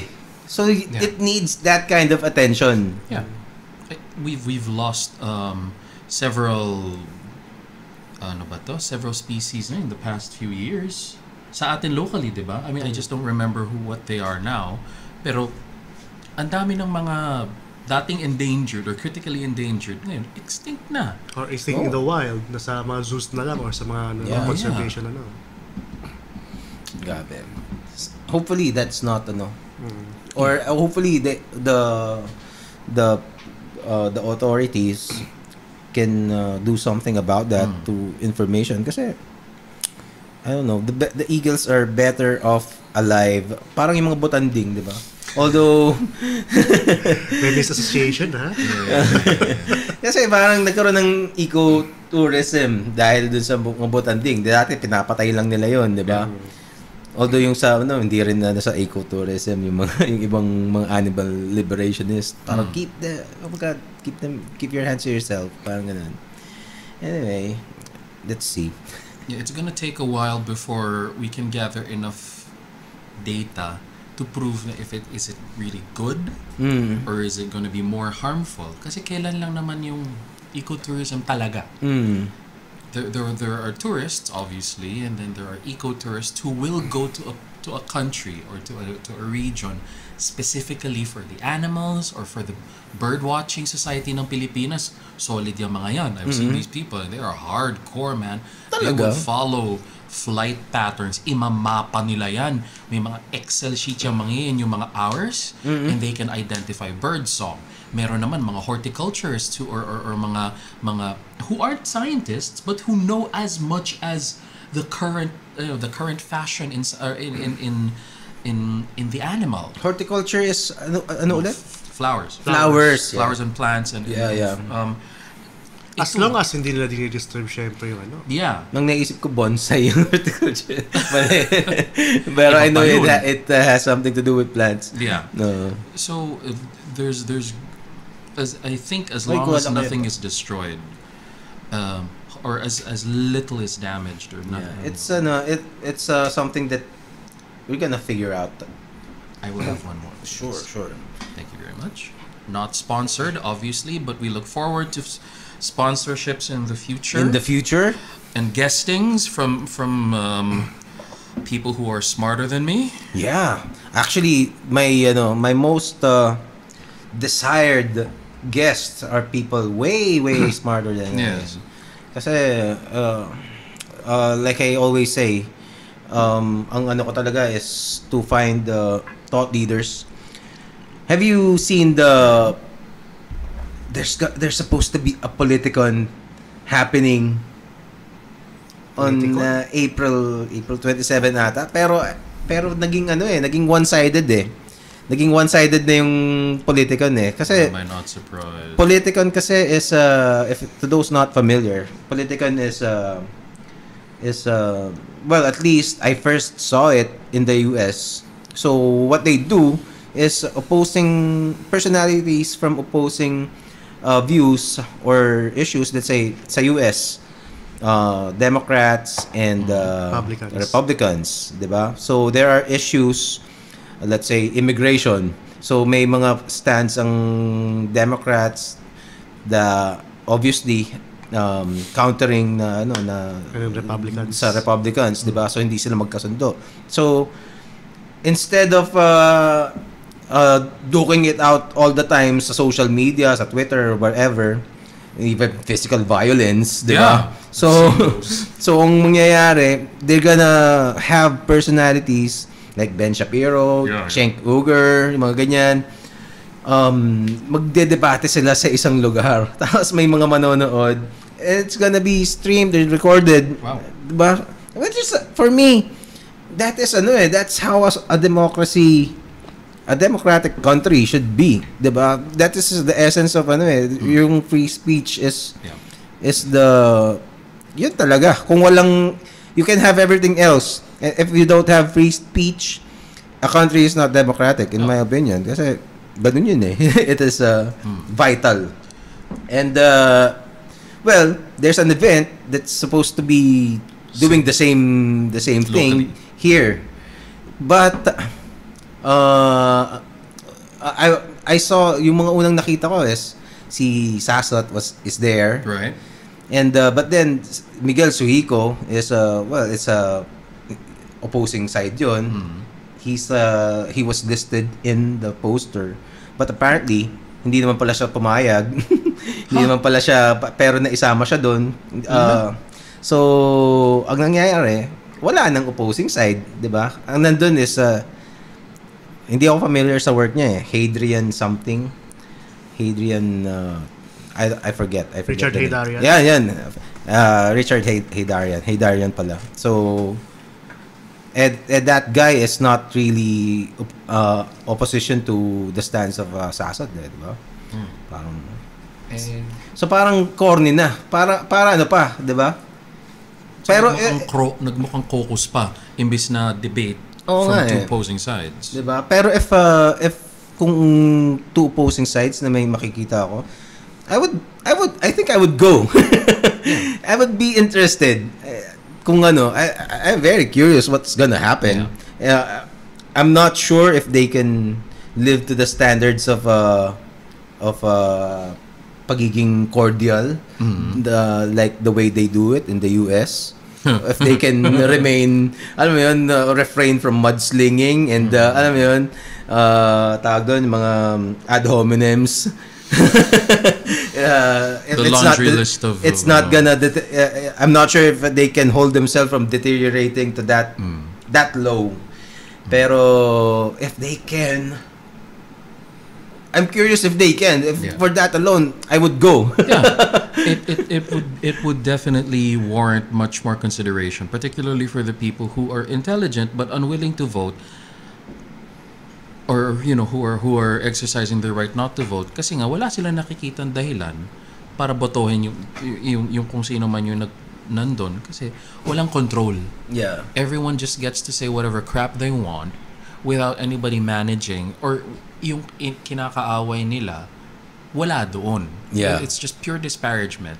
But it's a good thing that you mentioned yung American debates, because I'm following this YouTube page. Ang tawag sa kanya is The Modern Rogue. I'm not sure if you've seen it. They're basically modern scoundrels who just want to survivalism in the concrete jungle, basically. And one of the topics was how to manufacture an election. And they focused primarily, and ito medyo alam na kasi ng mga Americans to, but they wanted to discuss it, yung debate ni Nixon tsaka ni Kennedy. And what happened was, there were the debate was of course aired internationally on television and on radio and live broadcasting. Kennedy was delivering his thing, and he was being very charismatic about it, and maganda yung appeal niya. And while Nixon, who had more firepower when it came to yung experience niya and his stances, pero since he came from a previous parang hospitalization, he was so plastered with makeup, nagmukha talaga siyang bangkay. And the people who favored Kennedy were the ones who watched the television broadcast, or the ones who were present. And the people who favored Nixon were the ones who were listening to the radio broadcast. Oo nga. So ibig sabihin nun, there is enough information for both sides to make an informed decision kung may control at kung may neutral ground. And that's what we don't have in force. Yeah. Kasi nobody wins in a Facebook debate. Yeah. Nobody. The comment. You may think you can proclaim yourself as the victor all the time, but in reality, diba? Everybody's just gonna have longer posts, more likes, more shares, and you can cut it into pieces. Yung bench, naging meme na nga siya, Ben Shapiro destroys liberal or whatever, or Jordan Peterson dismantles feminism and whatever. But you have to be there. if you really believe in something, pupunta ka. Or if you can't go, get as much info as you can. Well, isa pang ano kasi is I saw comments on the poster and especially dun sa side ni si Juko. May mga nagsasabi na parang it's a trap. Huwag kang pumunta, parang ganyan. Tapos ang pinaka-ayoko is parang these people don't need a platform. You can't give these people a platform to for anything para sabihin nila itong mga to, which is first one, they already have the platform. Whether you like it or not. Diba? They already have the platform and it's huge. So don't fool yourselves that this is actually they're opening up for a weak spot Parang they're opening binibigyan ka nila ng opening to attack them and challenge them. Kasi they could just stay in their platform and just preach whatever na kung ano mong gusto nilang sabihin, 'di ba? And it's still the same, 'di ba? Pero right now, you can't just say na you can't give these people a platform. No, they already have in the first place.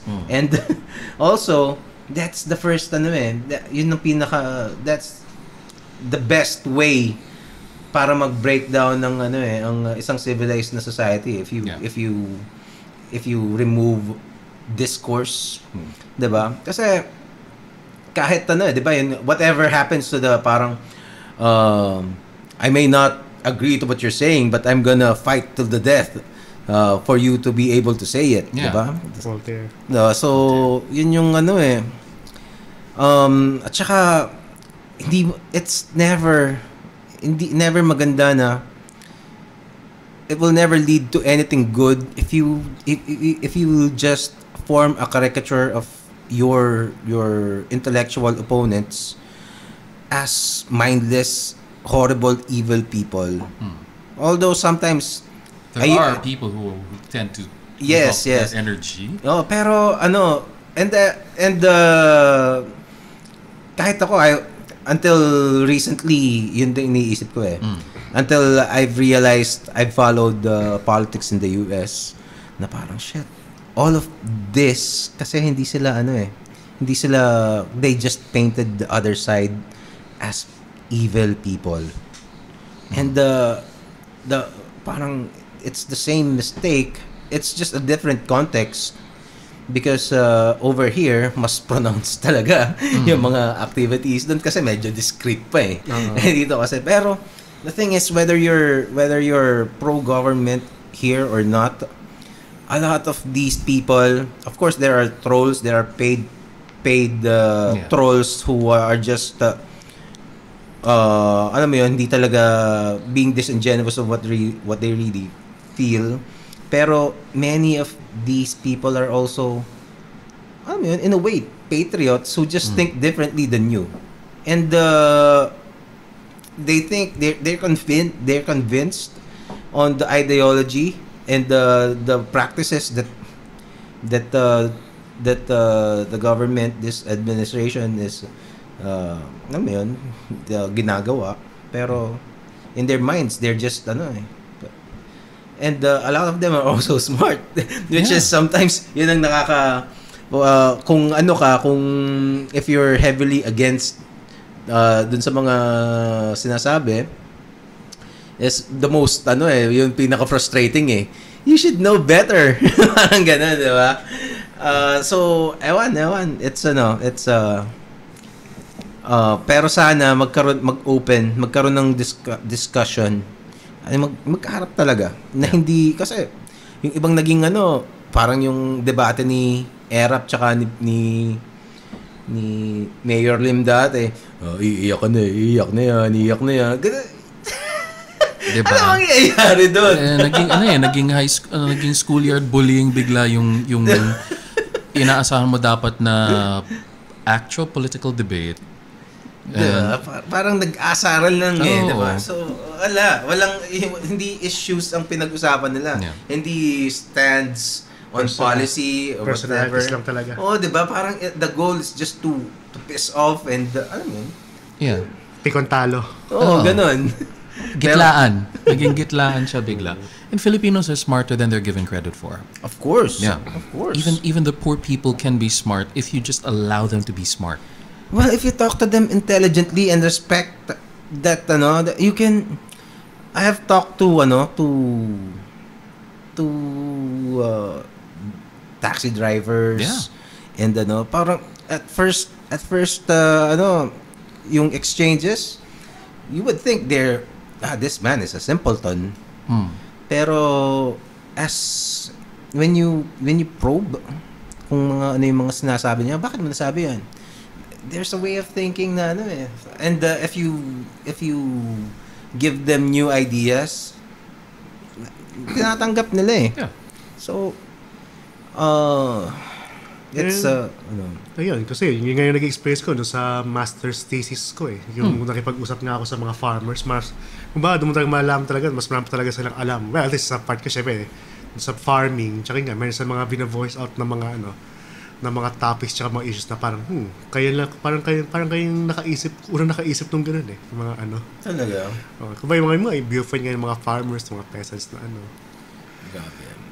Kasi nga, yung may ginagawa ng mga adaptation practices, pag kumare, masyadong mainit, ganito ginagawa na magtatanim sila ng pakwan.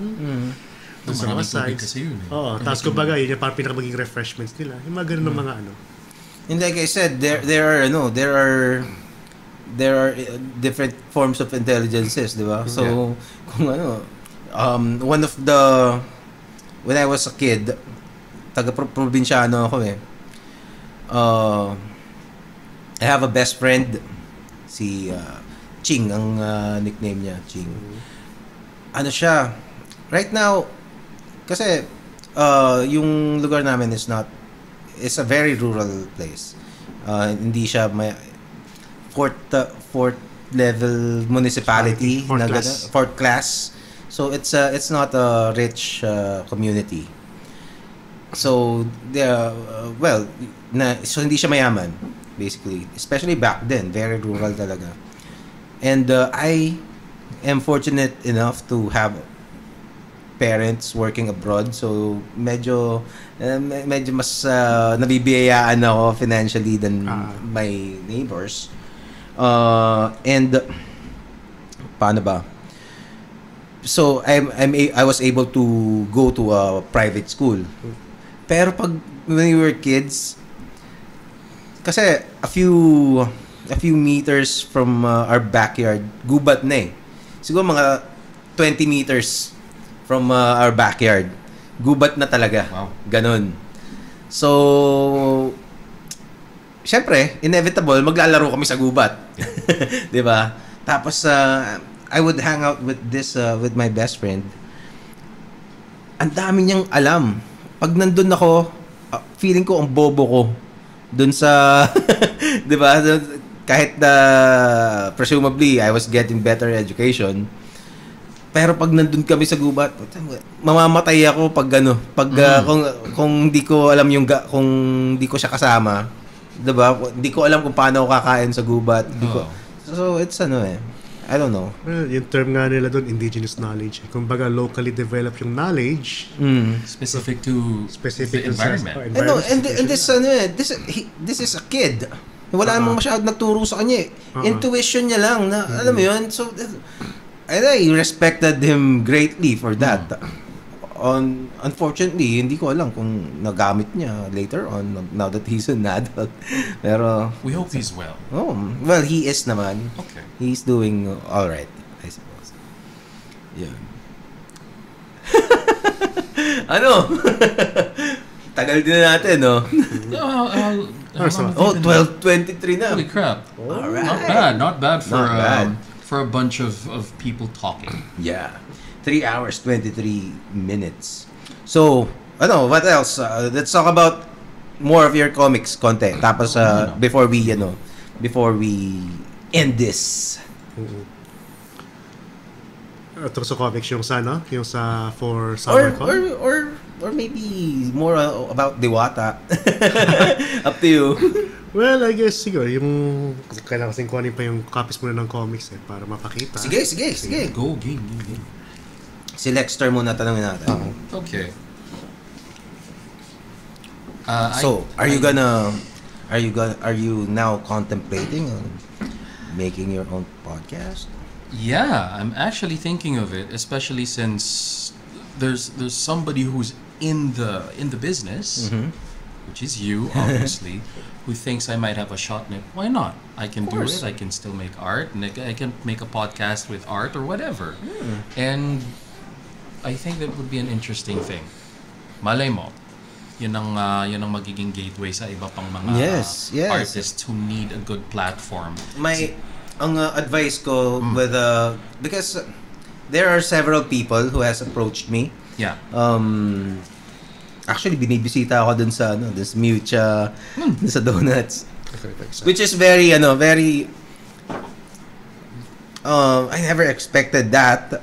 Tapos hindi ko naisip na people that I would affect people that much that they would bother going there. Yeah. Diba? All the way there. Tapos just to basically meet and greet and have a little chat. And also parang bibigyan mo ng some of them were asking about podcasting and alam mo yun, thinking of coming up with their own. Tapos yun, ang sinasabi ko lang sa kanila, kasi you can podcast solo, you just ramble. Actually that was the first plan, but I realized I'm not that good yet up until now, even so back then. So I thought kailangan may guests ako. But so yung mga magge-guest, Related. so yung mga ge-guest parang mangarap ka ng malaki sa mga ge-guest mo. Yun. Tama. Yun. So if you get, lalo na sa akin, hindi naman ako kilala eh. Before this, nobody knows me. So You're the powerful Komiksman. now Now you were powerful. well actually Komiksman is just it was derived from my pseudo company before, which is Comics Manila. Comics Manila yun eh. So actually it was given to me by my friend Benjo Kamay. Comics Manila. Tapos ikaw si Komiksman. Sabi ko, Comics Manila, Komiksman. So doon ang galing yung Komiksman. So it became all of my social media accounts, I used Komiksman. In Twitter, in Instagram, everywhere.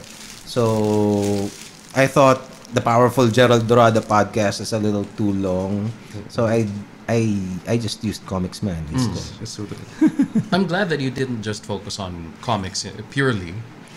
Kasi yun yung original assumption ko nung nakita ko yung page mo eh. It was all just going to be about comics, and I'm glad na may mga comic artists ka na pupunta ka rito. But you've brought in a lot of interesting people who aren't in the comic book world. Yeah. Thanks. Well, that was the plan. Kasi like I said over and over again, this is patterned after Joe Rogan, the Joe Rogan experience. Thanks, Joe. Si Joe. So Thanks, without Joe, hindi ko siguro yun ang ultimate guest. Joe Rogan. Oh yeah, that would be nice. That would be that's the huge circle na complete. Massive. It's I don't know, maybe it will happen, maybe not, but I don't care. It's without that inspiration, hindi ko maiisip to. And yeah, I'm just grateful that if somebody else had been doing this in the Philippines, hindi ko na gagawin eh. I just saw that no one else is doing it. So, might as well be me. Yeah. If you don't do it, who will? Oo nga eh. Might as well be me. Inaano mo na siya na parang kesa hintayin mo nang hintayin for somebody to ito, may mikropono ako, may internet connection ako, may computer ako. Eh di ako na lang. Yeah. Yun. Oh, pakita natin yung mga drawing mo. Yan. Sige. Ito yung personal project. Kasi iba naman dito, di ka naman drawing. Pero ba yung story para Alright. tapos pag-develop. So, ito yung 3 hari na sinasabi. So, ito yung personal comics project ko. Wow. Yan. So, ito nga tungkol nga sa isang undergrad Fight Club champion na nagbabagong buhay bilang jeepney driver. Patingin nga ng isa. Pero binabalikan siya. So, dyan actually nyo makikita yung development ko bilang artist, digital artist to be more specific, na yung starting na mga drawings, crude pa siya, pero syempre habang as time goes by, habang ginagawa ko siya, nag-i-improve siya. Where's the latest one? I wanna see yung Ito yung latest. If you don't mind, I wanna Kumbaga, see yung first tsaka yung latest. artist yung ano ba to? You post your glow up in only 2 pictures. You have improved as an artist. I've noticed it. Mas dynamic na yung mga poses mo. You're doing more subjects, which is great. I mean, in a year's time, most people take longer to develop it. All of these in a year's time? Hindi naman in a year's time. Siguro mga 3 years to. 3 years, okay. Ngayon, sige. Well, that's... Ayos. Maganda. So kumbaga dito makita nyo ayan, kumbaga medyo yung shading medyo hindi pa siya hindi pa siya Black parang shading black pa shading siya, pa. Tapos pero kasi ginagamit ko kasing software dito open source. Di ako nagpo-Photoshop, di ako nagpo-Procreate or Anong gamit mo? Krita gamit ko. Krita. Parang open source siya na Dutch. Pang-animation din yun. Di ba? Pwede ka mag-animate. Kaya din mag-animate. Pero syempre, ginagamit ko siya for digital art. At hindi ko pa talaga na-explore yung mga functions niya. Yeah, okay. Kaya kumbaga, marami pa siguro pwedeng magawa sa kanya. Edgar Tadeo, yun ang ginagamit ni Edgar Krita. Tadeo. Krita. So, kumbaga, kung papakita ko naman yung isang page, ganito na siya. Ayan, ito yung pinaka-latest ko. Ayan. So, laki na nung in-improve. Look at that. Oo nga, no? And your poses are much more dynamic. Powerful na siya. Powerful Komiksman. Tapos, Lahat ng mga nagiging guest dito nagiging powerful eh. So, you are now powerful Lexter. And powerful Julius. Ito na lang ang yabang ko today. I was powerful. That's why you called me here. Of course. You summoned me. Yes. Yeah, ano yan. But thank you. I really appreciate it. Who would have thought? I appreciate you coming over. Kasi up until now, I can't believe that people would actually bother going here. Oh, Antipolo. Di ba? Kaya as much as possible, I really try to treat our guests as best as we could. You've been consistent. Yeah. complete with shots pa eh. Yeah, you've been very cheerful to all of your guests. You've never shown you've never shown rudeness or bias, which happens to a lot of other podcasts. Really? Yeah, locally and internationally. Yeah. Well, I try to. There have been guests that hindi ko masyadong syempre hindi kayo swak. No. Yung ideas I can contend. Sometimes I would a little bit, pero most of the time I just let them talk. Okay. 'Di ba? Kasi ganun yung like I said kanina, you can't just contain an idea just because it does not Conform to your... or it does not align to what you think. Or because Diba? you don't like the person discussing it. Well, if I don't like the person, I'm not gonna invite. Good point. Diba? He's that person is never gonna make it here. so if I invite you here, that means that I like you. Ganun. So, what else? well, ito naman yung mga parang staple ng Art and Science Collective. Ito yung mangyayari sa mga artworks mo kapag nagawa mo ng mga commitments. Oh! Ito siya, postcards. Nilayout ni Agent Ponce ng origami project. So, okay naman siya. Ay, yan yung mga naka-display sa Tapos, kumbaga nilayout niya na na merong infotext sa likod na describe yung character, the same time yung element. So, ayan, mabase meron kayong description kay Titanium dyan. So, I am titanium. I was waiting for you to do that. Tapos, hindi lang naman, kumbaga, iba't ibang artists. Ito, malamang familiar kung sino gumawa nito para sa Ito? Si RD Aquino yata. Oo. Sa isang tingin pa lang, alam mo ng RD Aquino. Isang tingin mo lang. Oo nga, kamukha din niya eh. Pag naging robot na matanda si RD, ganito yung tsura niyan eh. Tapos ito naman, sino may gawa? Ay, si Julius to. Alam ko. Well, actually nakita ko rin to kasi. Pero si Julius Villanueva. Hopefully I can have him here.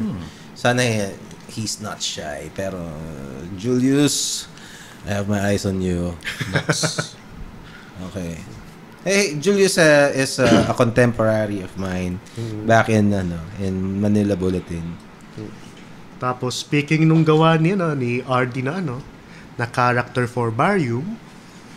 So ginawa parang ginawa na rin namin siya ng story sa comics for TNE. Ay, sorry. So ito yung kay Barium, tapos ginagawa namin ng stories ngayon na pinagsama-sama ibang mga elements para may interaction. Oh, may indie comics pa. So yun, kung si Barium, ito siya. Kumbaga dun sa render ng artist, ito siya. Yeah. Well, render ko. Okay. Pala. Pero yung render nung lead artist kay Barium ay Galing. ito siya. Okay.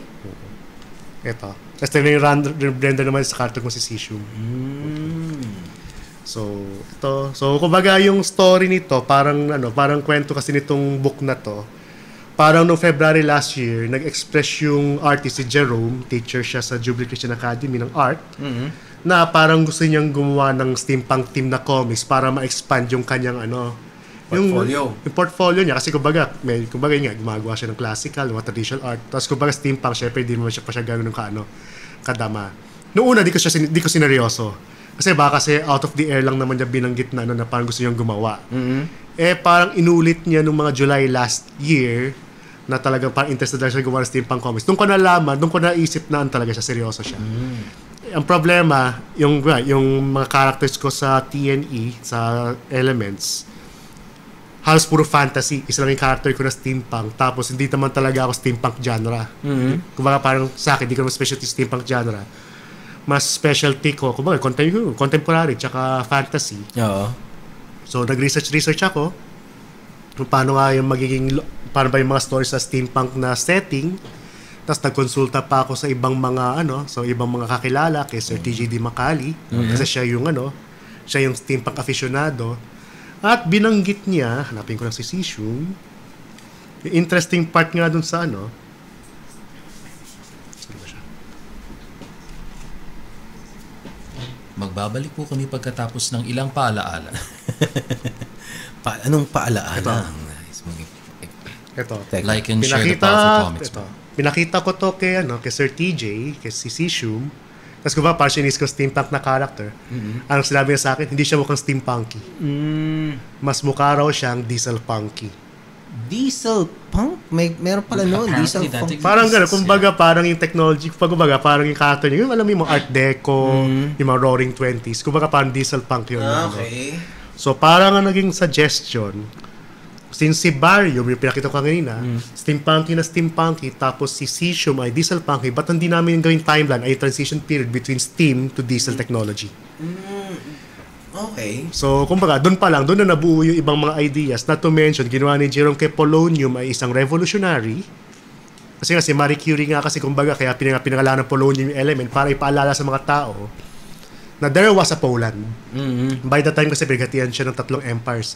Oo. So kumbaga, yun nga, parang nagkaroon na ako ng parang setting, tapos naghanap na ako ng mga characters na pwedeng may sama para makagawa ng story. Pumayag naman yung mga ibang mga artists na ma-include yung mga characters nila. So ito na yung results niya. Nung nagkaroon siya ng primer ngayon, na ongoing ngayon yung story. Alright. So is that the first issue? Parang ito yung first issue, oo. Tapos, kumbaga, yung ibang characters, ito sila. Parang detective story siyang ginagawa namin ngayon. Ito yung... So that's gonna be available in Summer Comic Con this Saturday? Actually, naging available na po siya nung starting February Comic Con. Pero magkakaroon siya sa Summer Con. Alright. So, detective story siya. Tapos ongoing na yung ginagawa namin na story making para sa kanya. Yung bago, for SummerCon ito, yung parang isa ko namang kasama sa Film Microsat or sa Stamina for Space. Parang na-inspire din siya doon kay Carbon, dun sa isang character ko ng Elements, para subukan niyang mag-hands-on sa isang comics. So parang, sige, bigyan rin kita ng parang story. Kasi ako yung gumagawa ng storyboards for Jerome, tsaka ito nga, kay Harry. Tapos i-render na sa style nila. So ito ngayon yung lalabas for SummerCon. Okay. Tapos fantasy setting siya.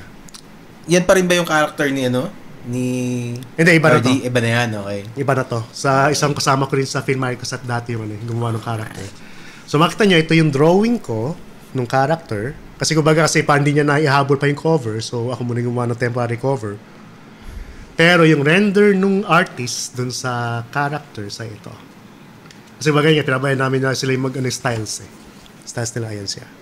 Okay. Yeah, kasi minsan naman may mga comic books na iba yung art sa Yeah. sa Yan naman talaga. cover. Tapos semi-silent siya, kumbaga parang kung subukan nyo siya, syempre makita niyo yung story dun sa patitinan nila yung mga litrato. Sa bandang dulo na yung dialogue na in-explain yung science concept na content nitong comics. Alright. Awesome. So it's science-centric or science theme. Kumbaga may science theme siya. Kaya dito sa dalawang comics, yung ito, meron actually siyang kami sinasama na parang basic notes for educators. Ay, sorry. Ito, basic notes for educators para kuwari, ito, yung sa story. At the same time, kung bakit, ina-explain kung bakit yung mga characterizations ng characters naging ganun. Ito siya. Ayan. So it's not just art and comics. It really aims to incorporates teach. Science concepts. Kasi kumbaga ang talaga yung TNE eh. Kumbaga ang goal ng TNE kasi to inspire people, students to consider, to inspire na interesting ang science. Cool. Tapos yung isa ko pang personal na ginawa comics for TNE, ito yung unang nilabas talaga, yung kay Carbon nga. Ayun siya. So sa fantasy rin siya, kasi karamihan nga sa mga elements kay fantasy. So ito yung content, for example. Kumbaga ito kahit yung content niya, ako yung gumawa. Ikaw yan 100%. Okay. Mas gusto ko yan, dito sa yung discount mo dyan. Kasi kumbaga, syempre, mga last year ko naman ito tinapos eh. Kumbaga, by that time, syempre, na medyo nadadama ko na yung... Patingin. Nadadama ko na yung sa trita. Okay. Kumbaga, naging familiar ka na. At saka, ito, na medyo developed na yung style in this. Alright. Tapos, yung interesting part pa nga dyan, may mga nakapapansin nga, di ba yung mga lines ko rito kapag nag-outline ako, hindi siya continuous, kundi may mga gaps. Kasi may kasi muscle tics. Kumbaga, yung minsan nagja-jerk yung kamay ko. Okay. Kaya minsan mapapansin sa mata ko, kumikintat na lang ko ng walang dahilan. Wala po ibig sabihin yun, okay. Naku, patay ka. Dapat meron kang t-shirt, wala pong ibig sabihin. Pero yun, kumbaga, kaya nangyayari kasi kumbaga kapag nagla-line ako, kapag traditional lapis okay lang. Pero kapag nag-i-ink na ako, kapag gumanon, ayaw, wasak na. Kaya actually ako in a way na force mag-digital. Tapos nagkakaroon pa rin ako ng mga tics kapag minsan nag-outline. So ginagawa ko, yun nga, para hindi kapag imbes na imbes na ituloy-tuloy ko, parang general idea na lang kung ano yung shape nung arm, ano yung shape. Tapos babawiin ko na doon sa shading. I'll suggest to you try sketchbook, Autodesk sketchbook, kasi they have a tool. I show it to you over here. Okay, pakita natin kaya wag na okay, pinapakita ko sa kanya ang medyo okay, basta so this is sketchbook. There is this tool na what this does is pag wala yan, regular ganyan lang, di ba? So kung if you're having problems with your muscle tics, biging problema yan. Pero this tool is nakikita merong parang string. So it's makikita mo, it's mas mas smooth yung line. 'Di ba? Kasi parang may lead ka ng konti, you're just pulling instead of kung wala yan, let's do a straight line from here hanggang ganyan. Okay, so that's 'di ba? Medyo mahirap. Pero if I do that with this tool, you see? Oh yeah, there's a huge difference. You see the difference? There's a lot more control. So it's called steady stroke. Itong isa pang quick kasi yan, parang it digitally fixes the stroke. Pero this one, medyo mahirap yan kasi kung gusto mong ganyan, may sarili siyang utak eh. 'Di ba? So pero ito you can do that na mas smooth siya. And kung pwede mong habaan yung pwede mong habaan yung lead. So pwedeng ganyan. So tingin ko pwedeng makatulong sa ito. Pero kumbaga yun nga, yung pinapakita ko nga itong mga may nakapansin nga, parang in a way, parang siya na rin nagiging style ko. The fact na kumbaga parang naging unique na rin sa kapag nakita mong may mga hindi kompleto yung tapos kumbaga ginadaan ko naman sa shading. For example, dito, kumbaga nabawi naman sa shading yung okay. Niya. So, I like it. Parang parang naging style ko na rin siya. Na unique sa akin. Alright. Kumbaga yun nga. Kasi at least sa shades, kasi kumbaga yung lines lang na may problema, pero sa shades, problema kinukulayan mo rin. So kumbaga nakapag pa rin ako ng depth, tsaka yun nga, parang kahit pa paano bumukha siyang complete, kahit na hindi Awesome. Bakit? It's very inspiring. Most people, or at least, wala akong data to support it, it's most people.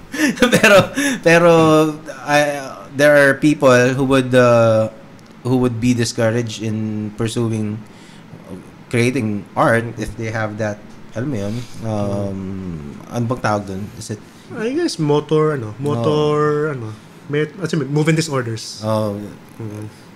Would it parang ano ba siya, considered ba siya as a little minor disability? Parang ganun? Hindi, actually pwede na nga siya i-apply for Talaga? for PWD. Talaga? Kapag may movement disorders ka. Magano ka. So yun. Pero sa case ko naman, parang yung tics ko naman, hindi naman siya worse, hindi naman siya ganun severe para mag-warrant na ma-consider bilang PWD. Kumbaga, yun nga, kahit pa paano, pwede pa naman akong konting color blindness nga pwede ako pwede akong pwede akong mag-apply for color blindness. Nagulat ako nung sinabi mo yun nung nakaraan. Talaga? I had no idea that you were colorblind. Yeah. Tsaka yun nga, parang nung meron naman akong isa na-inspire naman nga na something worse pa sa akin talaga, kita mo talaga nag-shake yung niya. Pero nga, dahil nga it's not Parkinson's naman yung, baka naman Parkinson's na yung nakita mo kasi kung ganun, uncontrollable. Hindi naman, hindi Parkinson's Pero basta parang kahit sa speech medyo hirap siya Pero kung baga nga, parang na-inspire nga rin nga siya dun the fact na despite nga meron akong mga tinutuloy ko pa rin anyway. So why weren't you discouraged? Kasi what was your thought process on that? Why didn't it hinder you, like I'd assume, compared to some people? Well, I guess sa case ko, yun nga, parang mayroon ko gustong patunayan nga na talagang kaya ko pa rin naman kahit na meron akong ganitong mga conditions, kahit pa rin gumawa ng something good in terms sa art, kahit na meron naman akong suffering ng conditions nga rin, meron akong muscle tics and such. So, yun nga, meron pa nga iba nga, yun nga, walang braso pero mas magandang gumawa ng art dahil ginagawa pa ako kahit pa paano, maswerte pa ako. Kamay ako. At yung tics ko naman, hindi naman as severe as sa ibang tao. So, kumbaga, I can still create. Kumbaga, it will take really some adjustments tsaka practice para talagang para maka-adapt ka dun sa sa Have situation. You always had it or bata pa lang ako meron. Alright. Tapos ang biniblame that's inspirational. Tapos ang biniblame na video games. Really? Naman tayo. Really? Video games? Nung simula, pero baga parang wala rin naman.